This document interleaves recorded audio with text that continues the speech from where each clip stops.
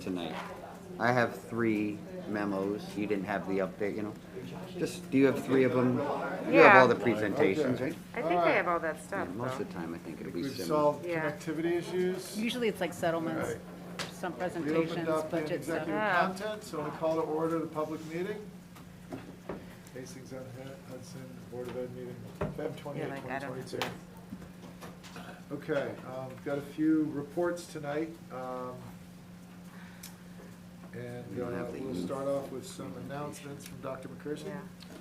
Yeah. Yes, the announcements are in the agenda, fairly straightforward, so if it's all right with the board, I'll just jump Oh, yeah. into my usual district highlights, a little COVID-19 update, and we then have arranged the agenda so that the very important report, the 2021 Youth Prevention Needs Assessment Survey will go first, and then we'll come back for the other updates from administrators and students, if that's fine, if that makes sense to the board.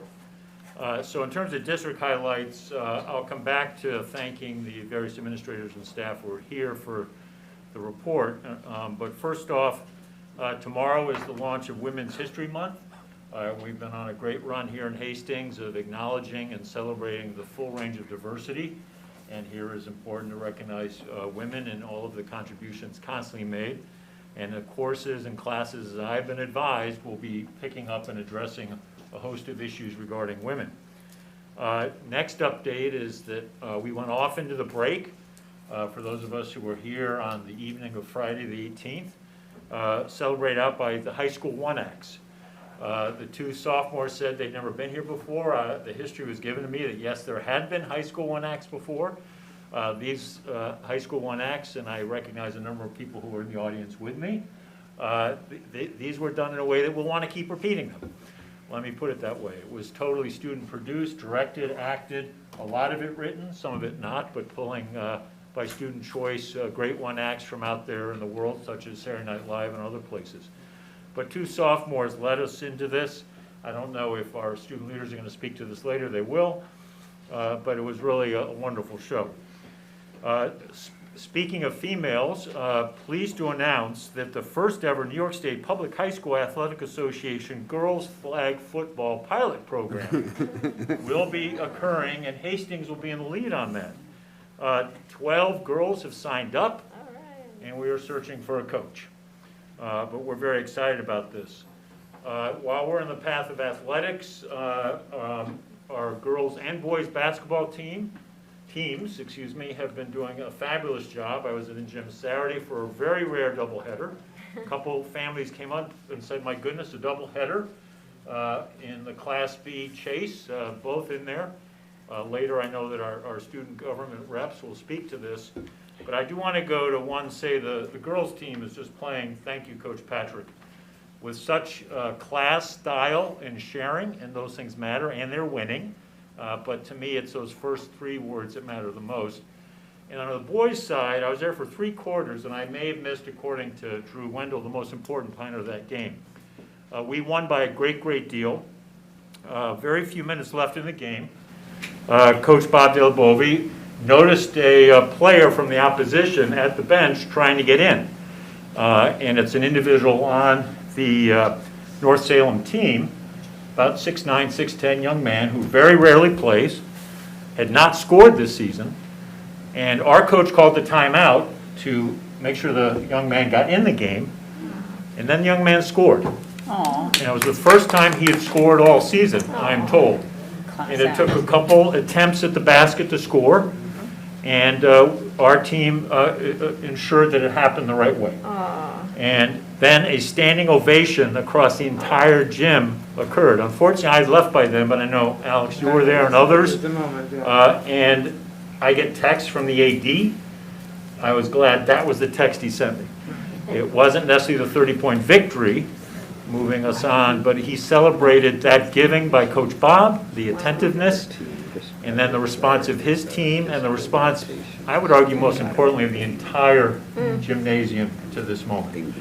Because at the end of the day, that's what athletics are about in anywhere, but certainly here in Hastings. Wow, that's a great story. So that highlight brings to the close my highlights. Let me turn, as I do every 2 weeks, to COVID. COVID, we know, as I adjust my mask, that effective Wednesday, masks will be optional within the Hastings Public Schools. As all know by now, yesterday, Sunday afternoon at 2 o'clock, the governor announced that the mask mandate statewide for schools would come off and left it up to local authorities as to how to handle that. We had been signaling for a couple weeks that when that mask mandate was removed, we would shift to optional. We felt we might need a couple of days to adjust. The governor gave us those couple of days, so effective Wednesday, we will be going optional.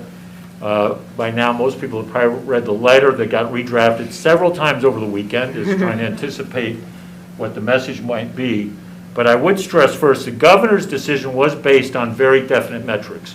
And I'm trying to get my hands on the PowerPoint the governor used because it was a comprehensive set of metrics, as I put in the letter yesterday, both from the standpoint of levels of illness, hospitalization, but also vaccination rates. Very important for us in Hastings, we far surpass the metrics both on the illness side, meaning far, far lower. If you saw today's numbers over a 10-day period reported, only 2 positive cases over the last 10 days. Prior to the break, we've been on a run of zeros. And then on the flip side, our vaccination rates are very, very high. And also in the letter yesterday, I turned the corner a bit to begin. We cannot mandate vaccinations, but without masks, they become that much more important. So I've turned the corner to heavily, strongly encouraging vaccinations. Last thing I'll say, and I've already talked with the principals about this and others, assistant principals, I'm going to be blunt. We will not tolerate any behavior that is judging people on whether or not they're wearing masks. We will not tolerate it. If people choose to wear a mask, great. I will actually be wearing a mask a lot. I have young children, so that's part of what matters to me right now. But others will not, and we have to respect and honor that choice no matter what. We have been quiet, peaceful, embracing around the whole mask issue. We've avoided all of those fights of other towns and locations, and I'm hoping that that will continue here. And I know the administrators and teachers will embrace that. So I will get you the information you, both board and the community, the governor used, because at least in New York State, we should feel confident that this was a metric, data-based, information-based decision.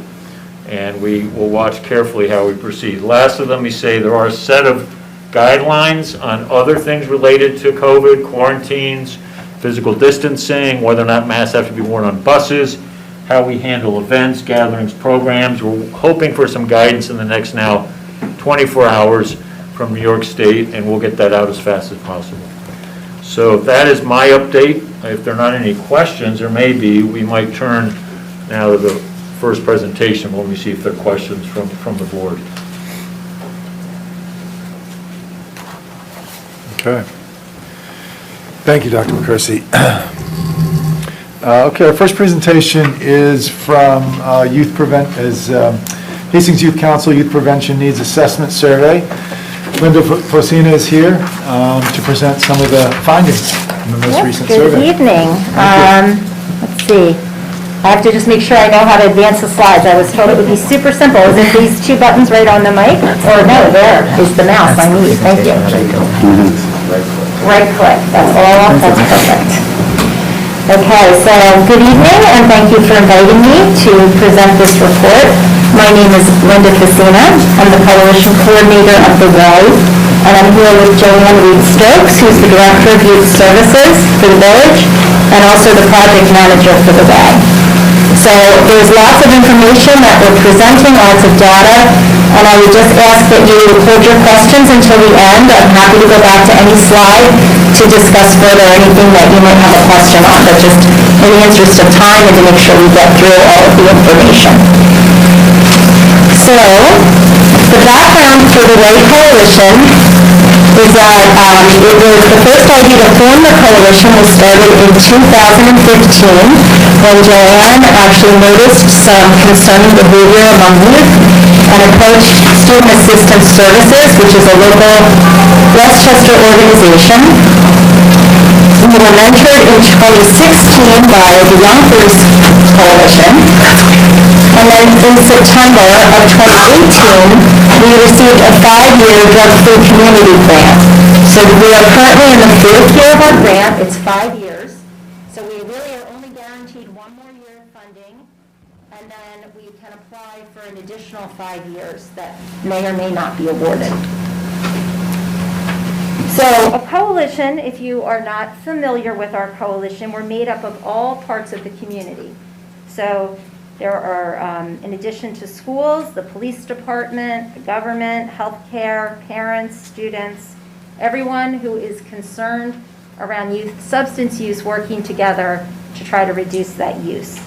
And one of the requirements of a drug-free community grant is that you collect data through a student survey every 2 years. So we have surveyed 3 times so far, in March of 2017, April of 2019, and then most recently in December of 2021. And you'll see that doesn't follow our normal pattern of spring survey, and that was due to COVID. So we survey 8th graders, 10th graders, and 12th graders to assess local alcohol and other substance use prevalence rates and related factors. And just something to note, when you see all these really, really nice results that I'm going to be happy to show you, you know, some of them I'm sure are really reduced use, but it's also something to keep in mind. COVID had its effects, and our change in date might also have something to do with some changes that we might see. So the survey instrument we use determines the patterns of substance use, perceptions of harm, and risk and protective factors. Using it over time lets us assess trends, and it helps the coalition select specific prevention and intervention strategies. As I said before, it's a requirement of our DFC grant, and this year for the first time, the Prevention Needs Assessment Survey was done electronically, and the kids did it on their Chromebooks, which really worked out very well. The other thing I want to point out is that there are multiple validity checks within the survey. There are about 10 surveys that were dismissed. One of the questions at the very end of the survey, the students are asked, were they honest in completing the answers? And if they say no, that automatically is discarded. But there are also additional checks. There's a drug that doesn't exist that the kids are asked if they use. That would be a reason to discard the survey.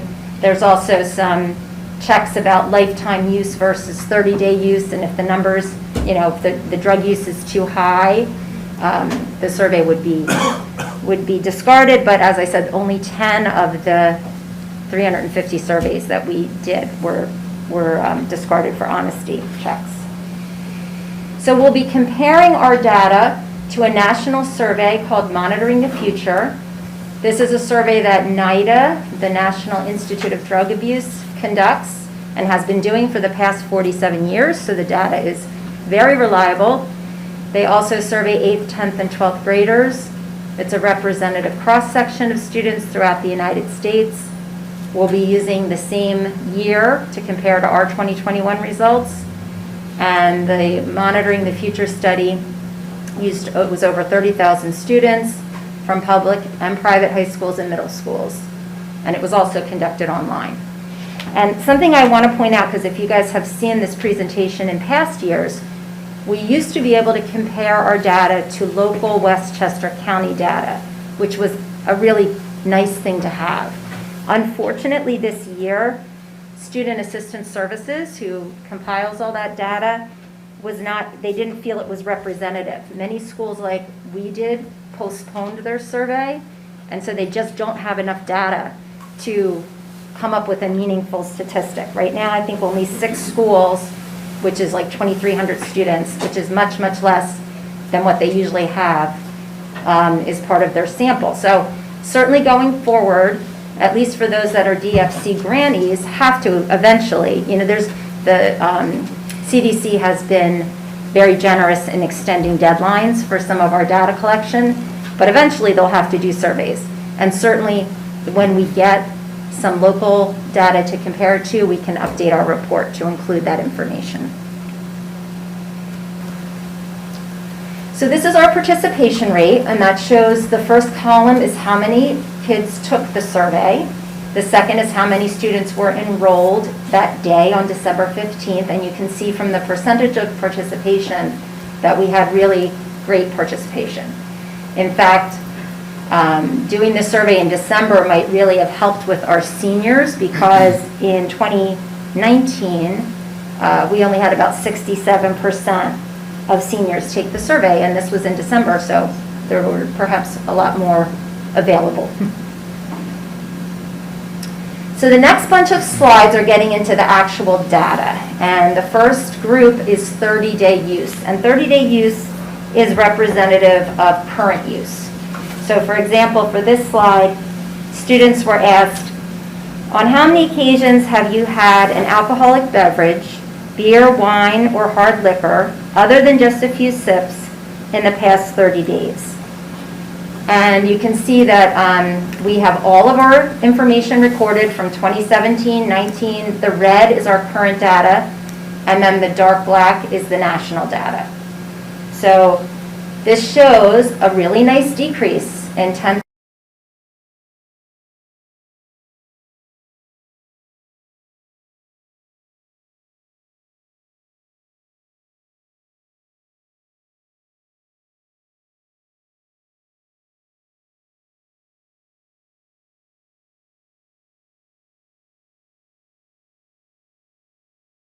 data is always lower than what we see in the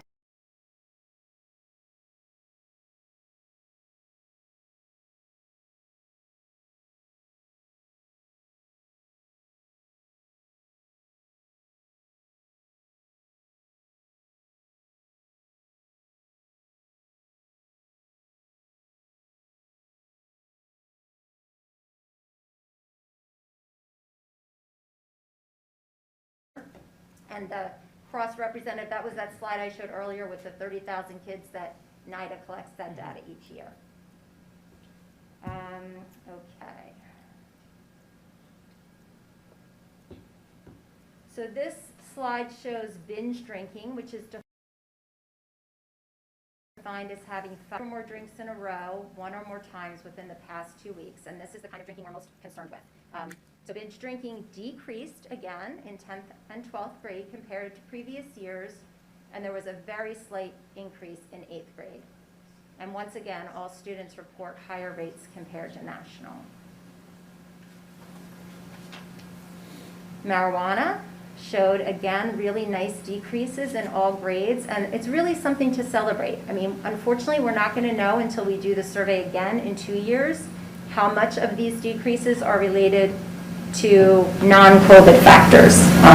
But I would like to think that some of them are, just because they're so dramatic. Like, it's just so nice when I did this report 2 years ago, it was a much different picture that we had to paint. Very, very large increases, and it's really nice to see the decreases.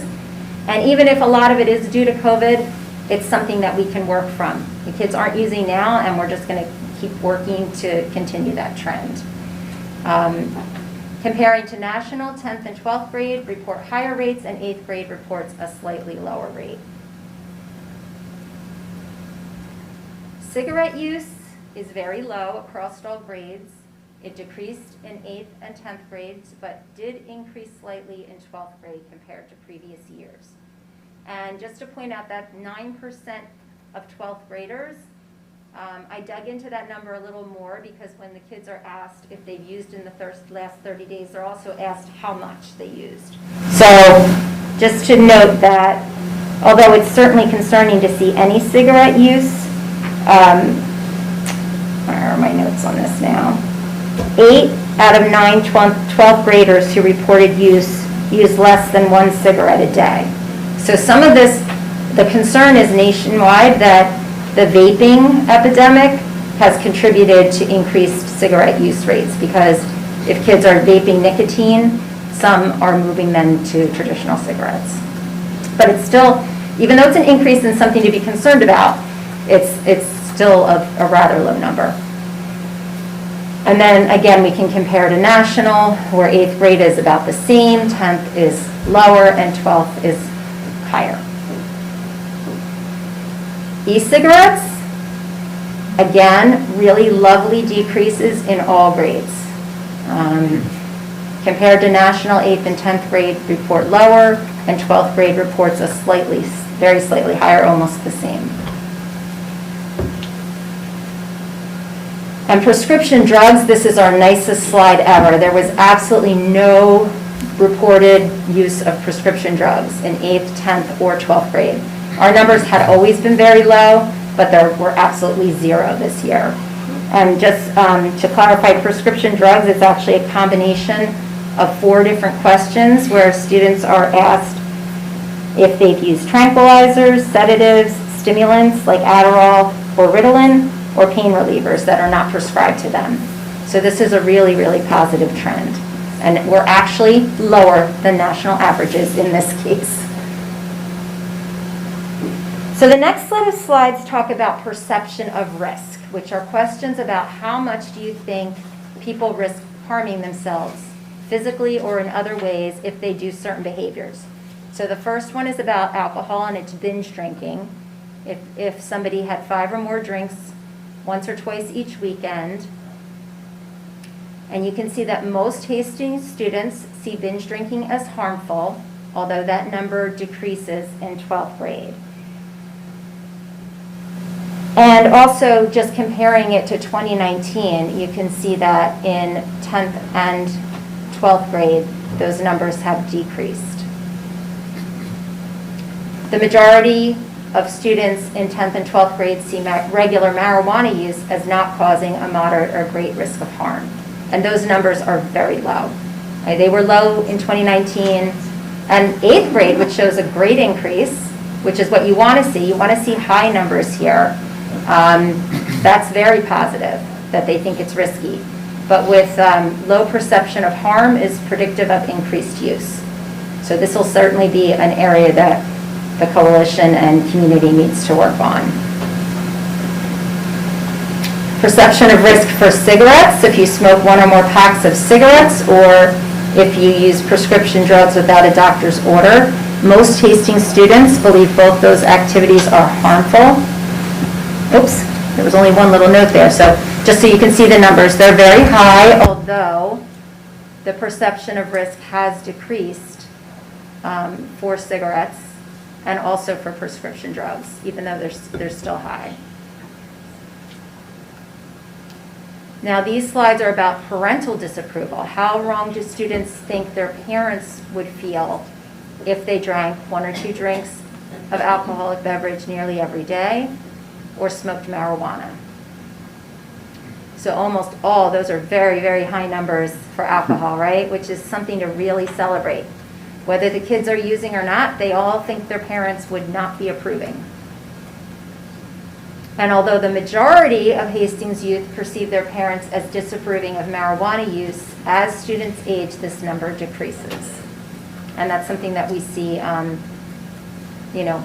across nationally, just with the legalization of marijuana, the perception of risk and parental disapproval and friend disapproval are all decreasing. But there is a nice increase in 10th grade for perception of disapproval for parents for marijuana, which is very positive. And again, as parental disapproval decreases, use among youth increases. On the same slide for cigarettes and prescription drugs, you can see very high numbers. Nearly all Hastings students perceive their parents of disapproving of them smoking cigarettes or misusing prescription drugs. And then the last set, similar, but this is about their friends. How wrong do you think your friends would feel it would be if you drank alcohol nearly every day or smoked marijuana? So most Hastings students believe their friends would disapprove of them drinking alcohol daily, but perception of peer disapproval of marijuana, it increased compared to previous years, so that's very positive actually. That's a success that that's what we want to see. Part of reducing use is to get students not to see it as an acceptable activity. Although still, most 12th graders, that's still a very low number, 27%, although it's higher than 17, and that's great, but most 12th graders don't perceive their friends as disapproving of them smoking marijuana. And for cigarettes and prescription drugs, most students perceive their friends disapproving of them of doing both activities. Perception that friends see cigarette use as wrong decreases from 8th to 12th grade. And another positive is that in 8th and 12th, in 8th and 12th grade, disapproval of prescription drug misuse has increased, which is positive. And then we added these questions. We added these the last 2 years, so you don't see any data from 2017. This is just something that we wanted to know that the survey company wasn't asking. We wanted to know the same information about vaping as we collect for marijuana and alcohol, which is how much do you think people risk harming themselves if they use electronic vapor products like Juul? And how wrong do friends feel it would be if you did the same activity? So most students believe there's moderate to great risk and harm in using electronic vapor products. And again, as we're seeing, it's kind of the trend as students age, the percentage of students that perceive their friends as disapproving of their use decreases. And a positive is that there has been an increase among all grades in friend disapproval. And it's a pretty significant increase if you look at those numbers from 2019 to 2021. And I hope that shows that maybe this vaping thing is going to become an activity of the past. You know, it came upon us really quickly, and I hope kids are getting the message that it is not a safe behavior. But those numbers are really quite, you know, a large increase. So the next set of slides here, and we're almost getting towards the end, but I appreciate your patience. This is about alcohol use, and we ask kids, if you used alcohol, how do you get it, and where do you use it? So a really positive number is that over half of students, and these are 8th, 10th, and 12th graders combined, report not using at all. And if they do use, the majority of kids are using it at a party. Getting it from someone they know under age 21, giving somebody money to buy it, getting it from home with their parents' permission, or from someone they know over 21, and then the lowest is getting it from home without their parents' permission. And where do they drink? Usually at people's houses, at their own home or someone else's home, without any parent permission. So that would be, you know, parties or at their own house. At home with parent permission is kind of high and somewhat concerning to me. And then an open area like a park, beach, field, or back road is probably the pad or the other parks where kids are known in this village to socialize using alcohol. Marijuana use, same questions. Again, 73% report not using, which is really positive. Those that do get it from friends or buy it from someone either under 18 or over, or got it in another way. And that we would have to do focus groups to see what that might be. Where do they use? Again, 74% report not using. The majority of kids, if they're using, are using it outside, at home without parent permission, at public events, in a car, at home with parent permission. And then I wanted to include these, especially for for you in the schools, to see it's a very small number of kids that are reporting using near school or at school during the day is only 3%, which is a small number. But still concerning, obviously. You don't want anybody using marijuana at school during the day. Electronic vapor products, again, vaping, same questions, 89% report not using. And then it's fairly equivalent, these where they're using. Friends' houses, at home, outside. Again, I included school bathrooms because I know that's a concerning behavior. Only 4% of kids are reporting using vaping in school bathrooms, and in 3% in areas other than school bathrooms. And it's important to note that these questions are not exclusive. Kids can check off more than one. So if you added them all up, it's not going to come up to 100%. And then what substance was used in the vapes, and that was something we were concerned with. Kids are about split. Those who are vaping are using nicotine vapes or vapes that include marijuana oil, which tends to be a very high THC product and is a concerning behavior. So finally, I'm going to summarize from all that data what our strengths are. Alcohol use decreased in 10th and 12th grade. Marijuana use decreased in all grades. E-cigarette use decreased in all grades. E-cigarette use in 8th and 10th grade is lower than the national average. Most students view smoking cigarettes and misusing prescription drugs as harmful. And most students think their friends think it's wrong if they smoke cigarettes or misuse prescription drugs. And most students think their parents disapprove of them using any substance. The challenges that we need to work on is that alcohol use in all grades exceeds national averages. Marijuana use in 10th and 12th grade exceeds national averages. And cigarette use in 12th grade is over the national average. Most 10th and 12th grade students do not perceive marijuana use as harmful, and the use becomes more and more socially acceptable for each grade. Perception of parental disapproval of all drug use is high, but it's lowest for marijuana. And students report most likely drinking alcohol at parties, but also at home with their parents' permission. So to highlight some of our current prevention strategies, the first column on the left is everything that the schools are doing, and that is to have substance use prevention curriculum in their health education, school-wide assemblies for students and parents, and this is a collaboration between the coalition and the schools to do programs like Family University and bring in other speakers for education. The pupil personnel staff, such as Terry and Chris, that are here to guide the students, and the school psychologists are all positive ways that we deal with trying to educate the students around drug use in the schools. The large and wide variety of clubs and sports and music programs that the school offers for healthy, drug-free activities, youth leadership activities, and then the policies around alcohol and other drugs that the school has, their code of conduct.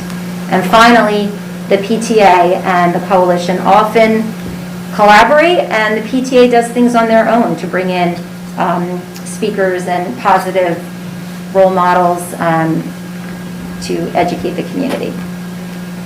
On the right are the strategies of the community, which one is just having a coalition, the Hastings Way Coalition, and all the work that we do. The Safe Rides program that's under the Youth Advocate or the Youth Council. Safe prom activities, putting prevention messages in local media. The youth officer in the school. And again, recreation, sports, music, all the things that are done throughout the community and in addition to what's done in the school. Drug take-back days, which are a collaboration from the coalition and the police department, where we're reducing access by helping people clean out their medicine cabinets of things. Hope Not Handcuffs is a new police initiative where offenders are encouraged to seek treatment rather than get arrested. And then educational webinars like Know to Prevent, which is a collaboration amongst many coalitions that are found in Westchester County. And finally, this last slide is really our recommendations, which we've listed as objectives on the left, and then some of the initiatives we have planned to address them. So we certainly want to continue to raise awareness about the issue of substance use in Hastings. And some of the ways we're planning to do that is not only a Family University in the high school, which is now going to be on April 20th, but we're also for the first time expanding it to the middle school in May. We're also discussing with the school some trainings for staff and with the police department. The second objective, to collect additional data to better understand our local conditions contributing to youth use rates. In addition to the youth survey that we do every year, we've done a community survey, and we're planning to repeat that. It's been at least 2 years ago that we last surveyed the community.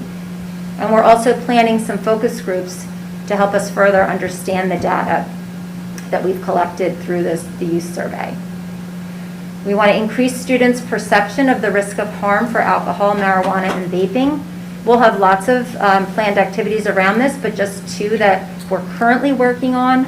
The school has a photography club, and we are working with them to do a project called Photo Voice, where the kids will take pictures of things that they think are either positive reasons kids choose not to use or potentially reasons they might, and put that together for a presentation. So we're in the early stages. We had been working on this, it must be 2 years ago now. We were right in the process of almost finishing, and COVID kind of interrupted us.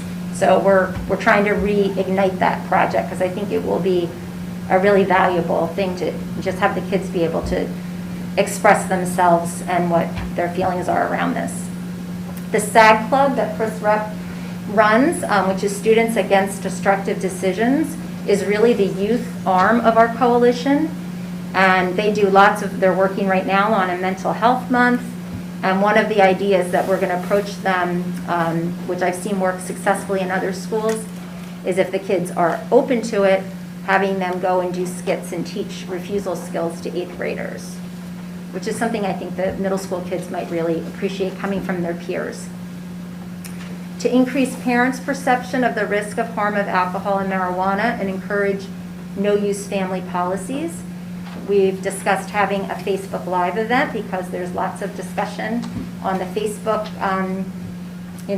channels, and some parents who might think that it's safe to allow their kids to go to PAD, and it seems like a good place to put some prevention discussions. And then another collaboration is on youth marijuana use prevention. That's like the Know to Prevent. We've collaborated with several community organizations, several other coalitions in Westchester. And in fact, one of the asks I have of you guys today, if you wouldn't mind, I would love if you all would like our Facebook page, which is The Way Hastings. And we're starting this campaign this week, where we've developed 14 social media posts that are going to be shared all throughout Westchester, really trying to educate parents and the community about the dangers of marijuana use for youth and the connection to academic achievement and mental health issues and risks of addiction. So we spent a lot of time and effort putting those ads together. I would love if you guys would like our page and share them around if you feel you want to. We'd like to get the word out as much as we can. And then finally, to encourage healthy alternative student activities and develop youth leadership, continue to expand the SAG Club. I really want to congratulate Chris. It was last year when I started getting involved. We had a couple really active kids, but it was a small group, and we now meet in this room because it's the only room that holds the club. There's at least 30 kids that are involved in it this year, so that's really amazing. They're working on a CODA conference. CODA is, I'm not going to think of what the initials stand for, but it's when mental health and substance use are connected, which they definitely are. And then I know there's been collaboration with the school on alternative activities that don't involve drug or alcohol use, and giving kids lots of other healthy opportunities to socialize. So that is my presentation, and I am happy to answer any questions that you guys might have, and if you want me to flip back to a particular slide, I'm happy to. Well, if I may just really quickly, so Linda, I know the board has lots of questions, and I want to thank you for the great work on this, and I want to thank several people who are out here tonight to be a resource for the board. I mean, you know who's here. We've got Lou, Melissa, Terry, Chris, Christine. We've got Ken, we've got Jennifer, we've got Jeanette, and we have Laura, all here to be a resource as necessary to the board. In addition to Linda, you might introduce your colleagues, just so the board knows we've got a set of resources here. Sure, definitely. And my colleague is Joanne Reed-Strokes, who's actually my supervisor and works on the grant with me, and also runs the youth service. I always get your title mixed up. I'm sorry, Joanne. She runs the youth program for the village. Thank you, Joanne. So I'm sorry, do you guys have some questions? But just in the actual presentation, there was one additional slide with percentages. I think maybe following this one, I remember seeing it at one. Yeah, and that was risk and protective factors, I think. Yeah, just for this. Do you have that by chance? Or? I don't have it on this presentation. I'm happy to get you the data. What we learned when we did this presentation for others, it raised so many questions. It's complicated. And it's not to say that it's not important, but what it is what the survey asks questions to get a sense of what areas let me explain a little bit better. So risk factors are characteristics of a school or community or individual that would increase the likelihood of drug use. For example, thinking that drugs are not dangerous, or there's many different characteristics. And those factors are assessed through a series of questions that are asked within the survey. And then a percentage is calculated, and we can use it, it's really a trend percentage to show what's increasing and what's decreasing. And the reason that I originally included it in one of our presentations is to show that depressive symptoms, which is a risk factor, had seriously increased. And it's something that, the survey company told us they saw in every survey that was given during COVID. So, and I'm sure that you guys have seen that in other survey instruments that you've used, but it went up almost 20%. Right.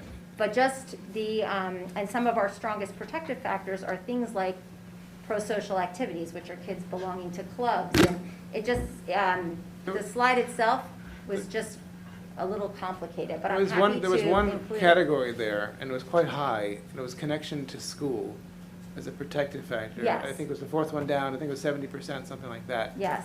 So, if that's. You just I wanted to meant, highlight yeah. that was definitely He was one of the asking about strongest one from the protective factors, and has been every time we give this survey, is our pro-social activities, which are the connection to community and clubs, and that's a positive, and yes, if I So, could yeah, highlight I was gonna that. ask you, how do you define, what are the most important factors? Maybe if the administrators would wanna add in, what are the, as far as what the school can provide, not educationally, but as a community, what are the most protective factors that make up that number, which is impressive percentage, on its own? That's So what for I the want. school, because the two that are highest for us, one is family attachment, which is something obviously done within a family, is when kids feel like they're very attached to their parents, that's a protective factor. For the school, it's participation in school activities. And you guys do an amazing job of offering great clubs and sports, and I think most of the kids are involved. So maybe all I can say is if you looked at all the students and hopefully they're all involved in something, right? And that would be the only, if individual counselors could try to target kids maybe that aren't and find them something that they might be interested in, because that's a really a strong protective value. Is there anything you want to add to that, Joanne? Well, can I ask, Sure. just to follow up on your point, because I think it's a Yeah. really good question.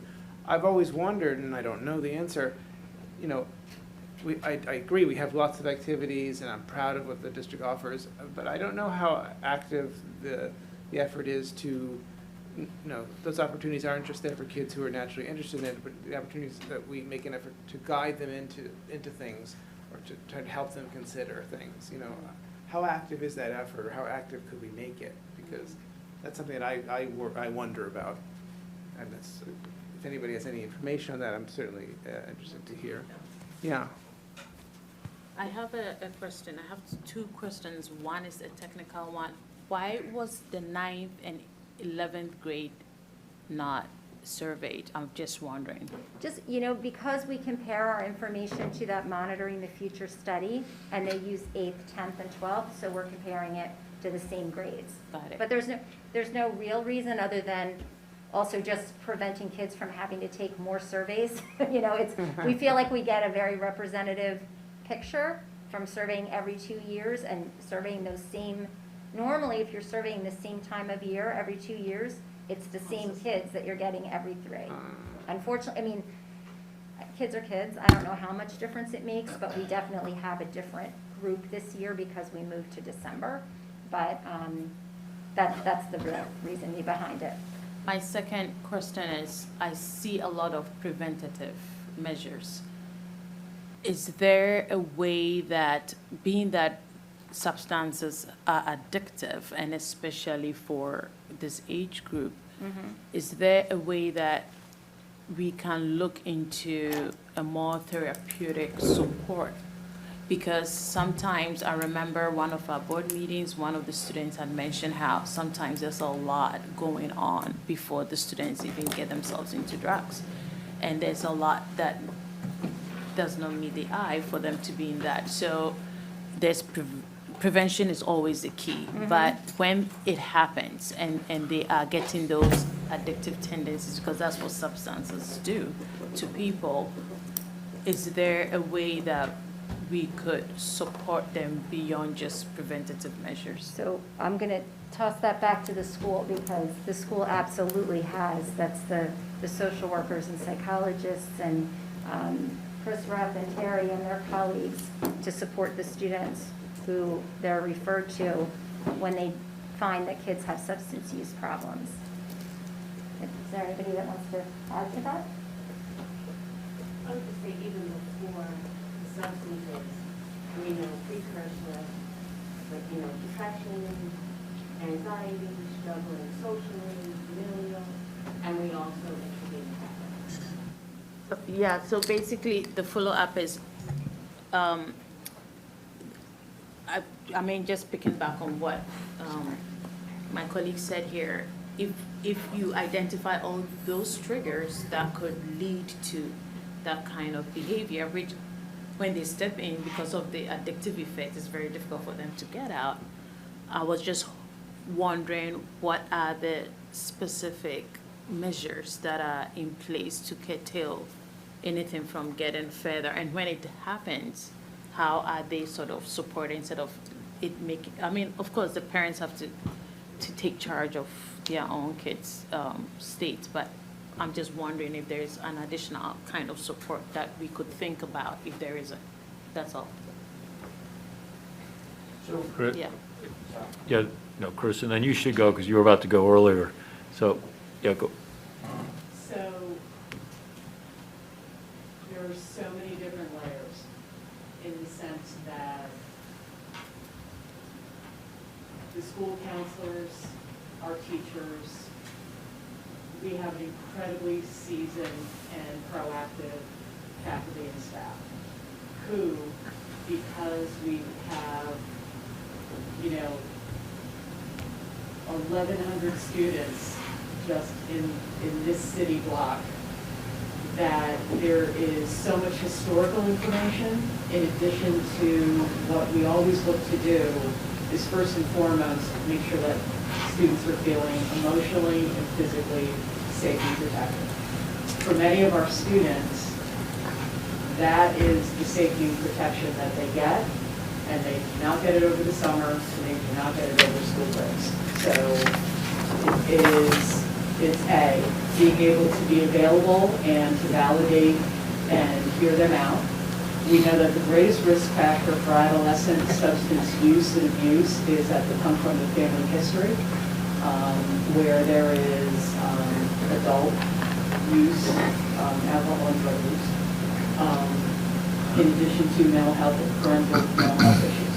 So there are so many layers to where, whether it is counseling, whether it is student sharing in an English essay, whether it is artwork that they're creating in class, there are so many areas in which there is questions and protection and being able to direct that student to be able to get some information. So in regards to, all of us are trained in being able to speak about the difference between I feel worried and whether or not this is emerging anxiety. We know that the adolescent brain is a very unique brain for a very short period of time, and it has a very unique relationship with substances.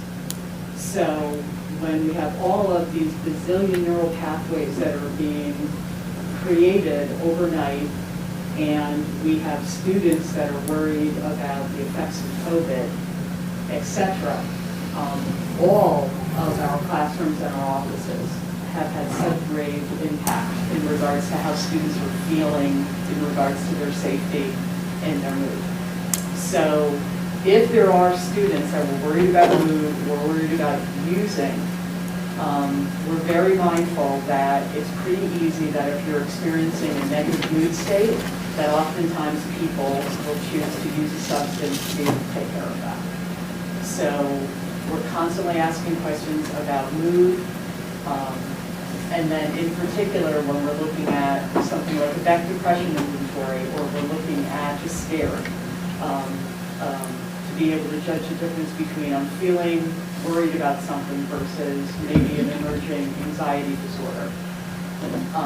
I'm also trained in being able to do CBER, which is screening and assessment for the purpose of being able to get a student out to treatment.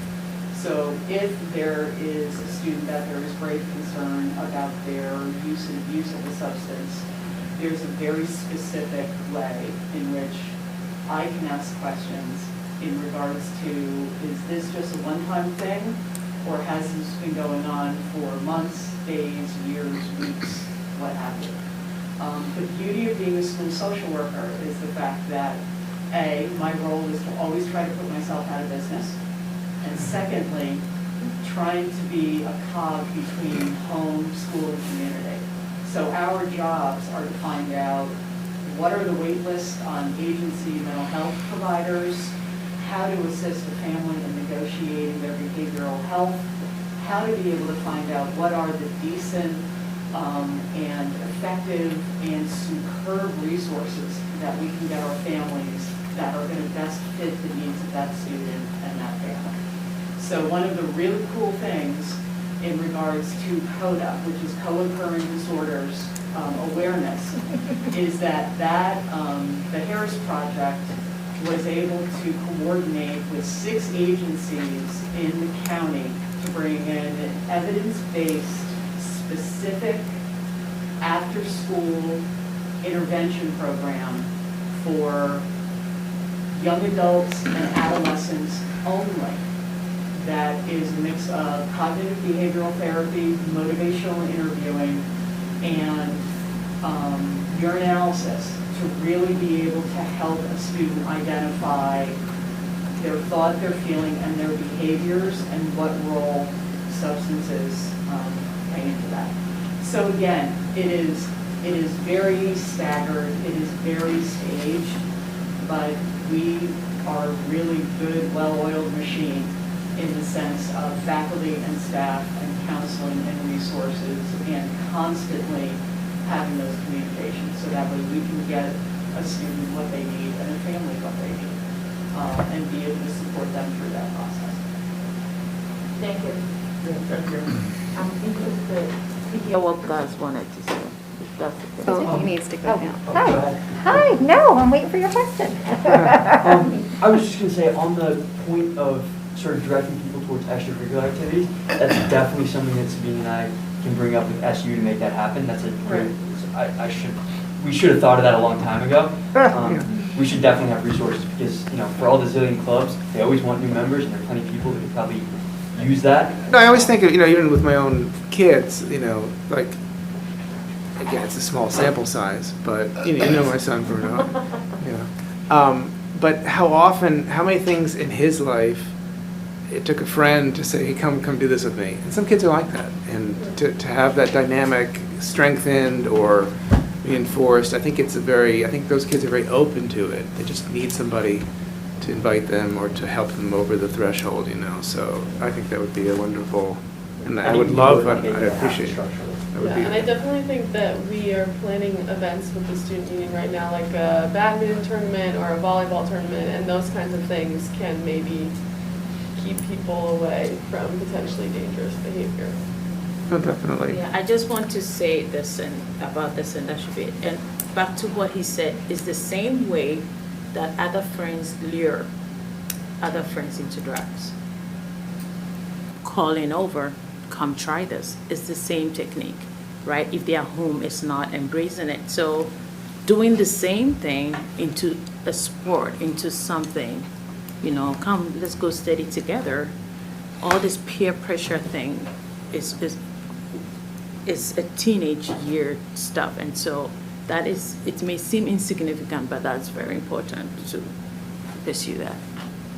There could be a month where you say, bring somebody with you, any of these 4 meetings or something. This is, October is bring somebody with you to the club month or something like that, We'll get started when. I did have a quick question. You mentioned that there's a substance abuse curriculum within the health classes, and I always forget which grades those health classes are for high school. 10th grade. 10th. Okay. And do you guys feel good about that placement in that grade? There's not a feeling of, because I know you're bringing Family University back now that COVID's over, and that hits everybody, right? Everybody attends that, and now you're extending to middle school. Thank you. Is there any other questions? I have a bunch of questions. Pick one. I can't pick one. So the one comment is the risk of the perception of the risk of binge drinking is concerning to me, because that one, Do you want me to go back to that? yeah, it was page 12. Well, I don't have pages, I just have to go Yeah. backwards, but, all right. All right, so I've got to go, I'll get there. Perception of risk of alcohol, here we go. Yeah. Right? Okay. So in 2021, I feel like that, almost half of kids in 12th grade don't perceive that it's a problem. Yes. So I think all of those numbers went down, which it seems really concerning to me. Yes. And what I would like to, and sort of like going on to what Damara said, this idea of, I know it's not a question in your survey, but it'd be interesting to know, do you think you have a problem? Like what percentage of kids who do this think personally, because we say your parents don't like it and your friends don't like it, but do you think you have a problem with this because it's addictive, as Damara said? And, I go for a walk every week in the Hastings, the hillside woods, and it looks like Pad's like up and running. I mean, I can't believe that these kids who are doing this, recycling their masks, leave such a mess there, but it's, it doesn't look like anything is diminishing to me. And I'm wondering, first I'd like to know what our students think about that, but, what they think about the surveys, because I'm wondering if all of the numbers are going down in December because of it's not because that they all don't think that that they wouldn't like to drink or have marijuana.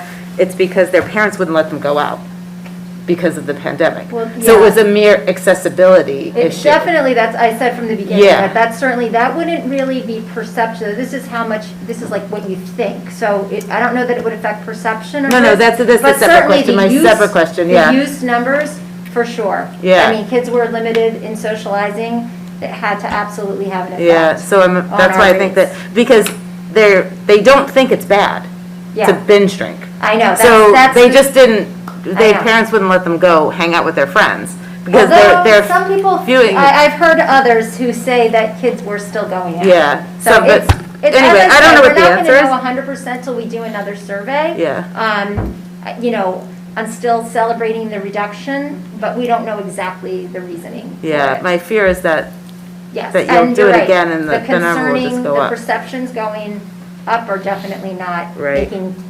it's not giving a lot of support to the idea that kids are recognizing how risky these behaviors are, therefore they are stopping. Yeah, and it would be So we have interesting some more work to do, for to sure. find out, like, all those things that you're putting in place to prevent them. It'd be interesting to ask the question, like, why are you doing these behaviors? Yeah, Like, that's what we would do in a focus group, and we Yeah. are planning to do those. Right. That's something you really can't capture on a data type survey, Yeah. because there aren't open response answers in this particular survey that we use, but certainly that could be a question we ask in a focus Yeah. group to try to delve into the data a bit more. Because even if they're going to games or whatever, there's always after that, like that starts at 11, so there's only so much they can do. And I'm just curious what our students think about these results and if they think it's surprising, knowing their friends and how much they drink and smoke, or if they think that, yeah, totally, that makes sense. I think something that could be interesting to look at is you see the incidence rates going down, and you also see the perception of risk going down. I wonder if there's sort of an element of it's not happening as much, people aren't seeing as much, so they're not as worried that it's bad. Like, I know it feels a interesting. lot different to me now than Mhm. it did when I was an 8th grader, when I was a freshman. I feel like after the pandemic, you just see it less, you don't hear stories about bad stuff happening. So I feel like it's just not on my brain, and I hear, it's not on my friends' brains as much. So I wonder if some of the sort of reduced, thinking about risk comes from reduced incidence rates, and it just not being sort of something that's on the public conscience in the school. Right. It's really important for the grown-ups in the room to know, like, how to attack it, is that, kids don't see it, so maybe they don't think it's bad. We have to reinforce how bad it is. Right, like, you'll hear from your health teacher, and you hear from your parents, it's awful, you shouldn't do it. It's not like, some people listen, some people don't. People listen when, you hear about somebody going to the hospital. Because Right. But that just hasn't been happening as much, so maybe people aren't as worried. Really good point. I just have a brief question. It's actually for Lou and for Melissa. Given that we saw the kind of inverse relationship in terms of like the declining numbers and both like social disapproval of vaping use, but the increased kind of lack of discomfort with marijuana use, and there was such a high incidence a couple of years ago of vaping in the bathrooms and whatnot, and so has there been kind of any correlation with what you see in terms of confiscation or encountering more students who've used, because the numbers were kind of comparable in terms of marijuana use on the school premises or adjacent to the school, so I'm just wondering if you've seen any kind of change one way or the other with respect to marijuana versus vaping. I mean, we've never really had a high marijuana issue in school. I'm not gonna say we've never had a marijuana issue in school. Anytime we've ever caught somebody with marijuana, it's either been in a vape pen or it's been over at the Berkeley State or down around the field at lunch, and they decided they want to partake before they come back. Vape pens were a problem pre-COVID. Yeah. I can tell you that it's increased significantly. Right. It's still happening, but not to nearly the degree that it was happening 2 years ago. And I think that's for obvious reasons.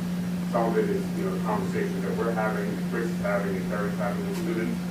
I think when I catch somebody with a vape pen, I just basically look at them and tell them, can you tell me what COVID is and what organ in the body is attacked?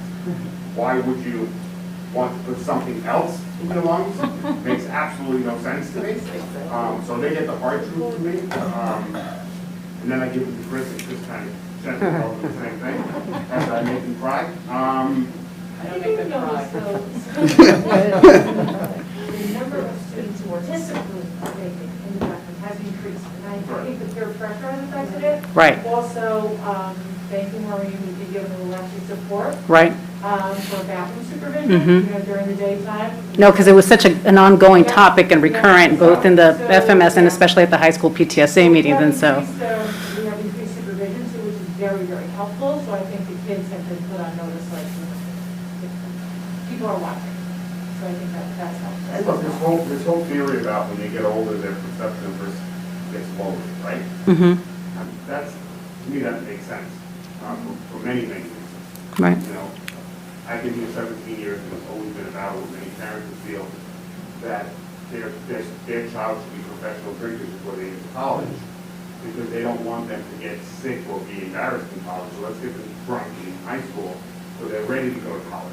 There are people who said that directly to me and have said that PTSA meeting. Right.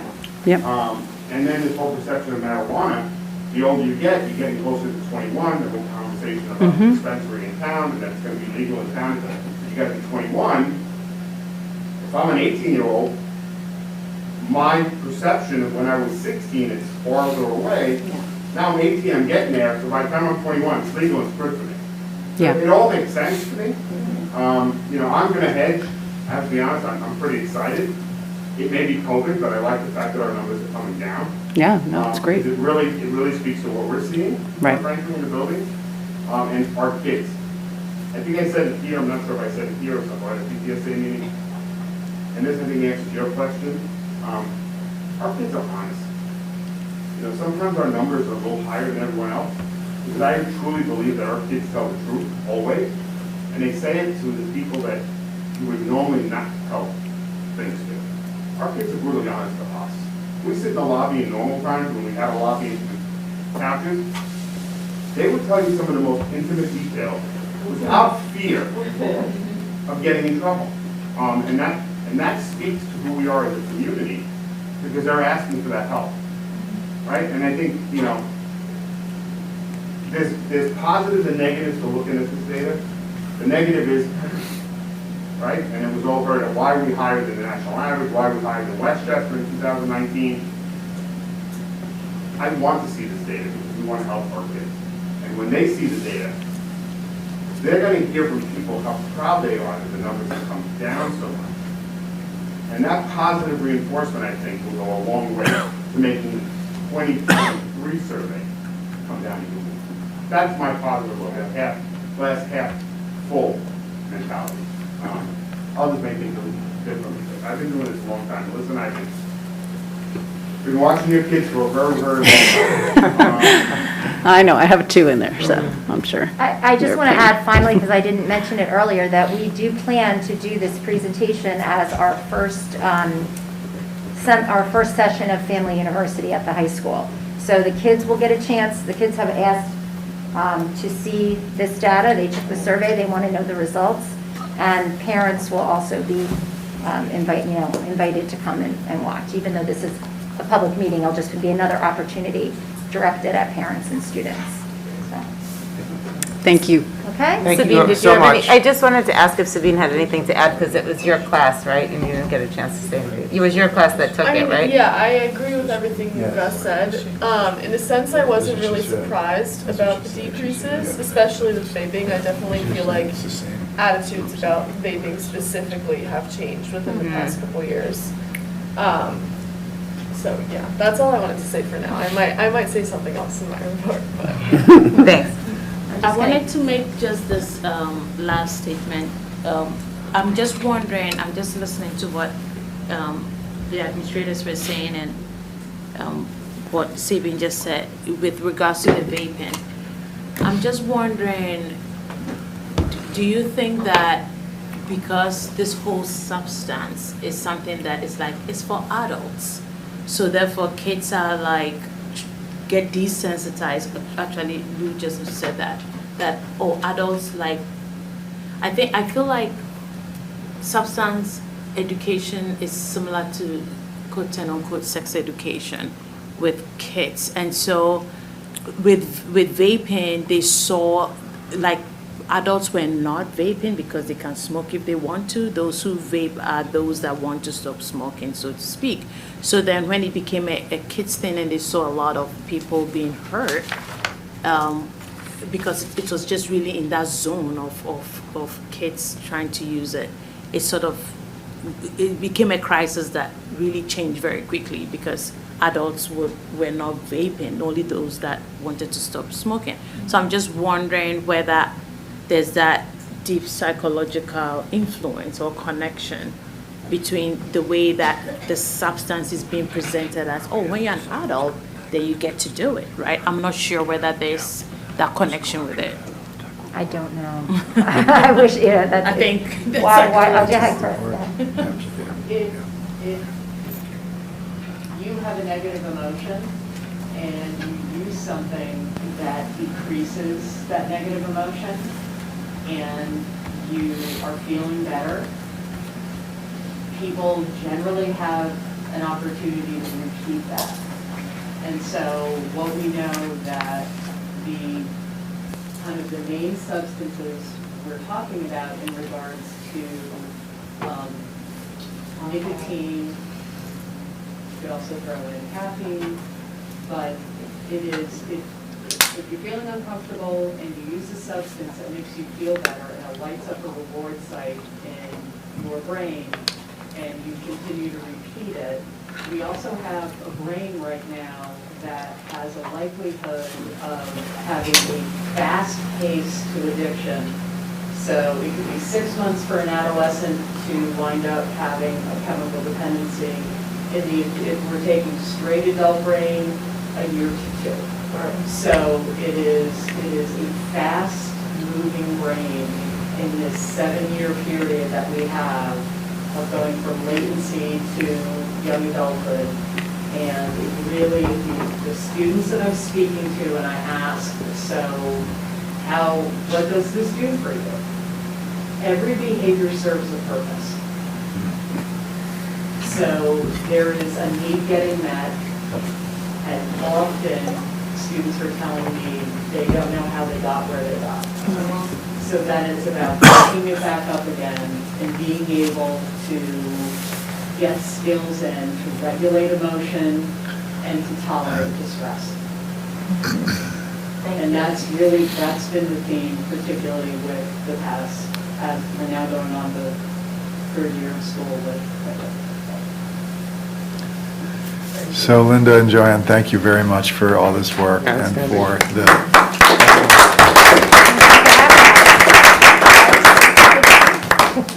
for the clarity of the next steps. And everyone, counselors, administrators, appreciate being on the front lines and your support of all this. Thank you.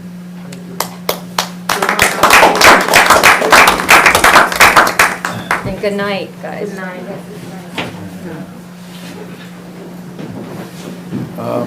We're Luan, I'll gonna, see you next week. we're gonna take things just a little out of order and put the student report, excuse me, next, then we'll come back to the technology plan. Sorry, I have a little bit of cough. I did take a COVID test, so don't freak out. It was negative. Can I ask them something too? It might be interesting if you go back to the student union too, to ask them of all these efforts to change behavior or educate, which ones people have found stuck with them. You know, Yeah, was I it the agree. health class? I was Was it thinking the the same family thing. university? Just to get your take. I know that's a select group anyway, but it'd be interesting to get your feedback. For sure. So let's move on to the student report.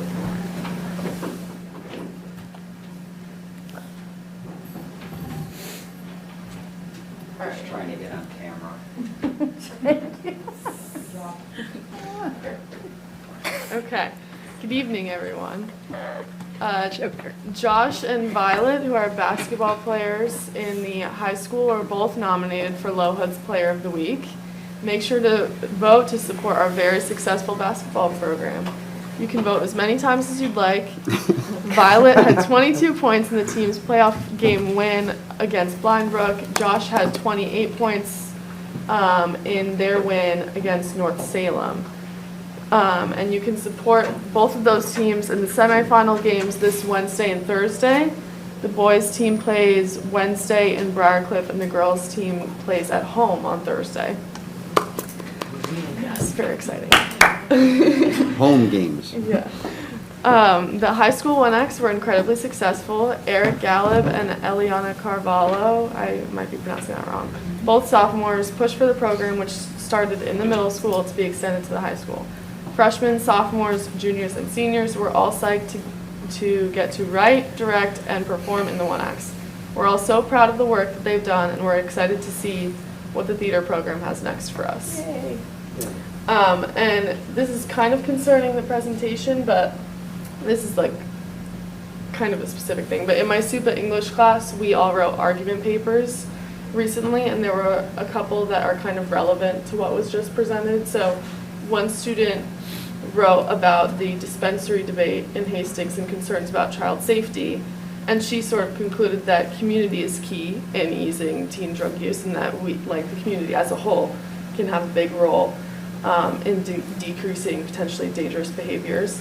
And she also suggested that we should be creating a community where addicted teens can feel safe coming forward and accepting help. Another student wrote about the relationship between the police and Hastings students, specifically dealing with party culture. And I myself wrote about the health program in the district. And through talking with one of the high school health teachers, I concluded that in terms of the education about drug and alcohol use, that sort of curriculum is structured to directly apply to students' lives. So it's something that they can actually be using if they're with their friends and their friends want to go to a party or something like that. So, yes, that's all I wanted to say. Thank you. On a little bit of a lighter note, Natalie Romero and Celia Silverstein. Natalie is a freshman and Celia is a senior. both qualified for nationals in indoor track. So they'll be representing Hastings at Ocean Breeze, which is down in New York City, on March 11th. They're representing the school. It's insanely competitive to get there. Crazy impressive. We're super proud of them. As far as COVID stuff, the news of masks coming off on Wednesday has been really well received. I think all the stuff that Dr. McCursey has been discussing about pressure and peer pressure and sort of that really, at least as far as I've seen, hasn't really been too much of a problem. People are curious about what each other are going to, what everyone's going to do. But I haven't heard anything like, you should wear it, you shouldn't wear it. Teachers are just sort of like asking, what are you guys going to do? I think nobody really knows how to go forward and how to handle it, but it feels like a pretty kind of open growth mindset type approach to it, which I'm really happy about. Families seem to be doing that same thing. So I definitely think, at least from like a emotional standpoint, that transition seems like it's going and is going to go pretty well. As just for a little bit more on sports, basketball and those track runners are still going, but spring sports are also starting up. Baseball and softball are starting workouts. Indoor track has already started outdoor track has already started their preseason, and boys tennis and boys and girls lacrosse teams are going to be starting soon. So we're all super excited to kick off the season and to welcome the girls flag football team to the Hastings Athletic family.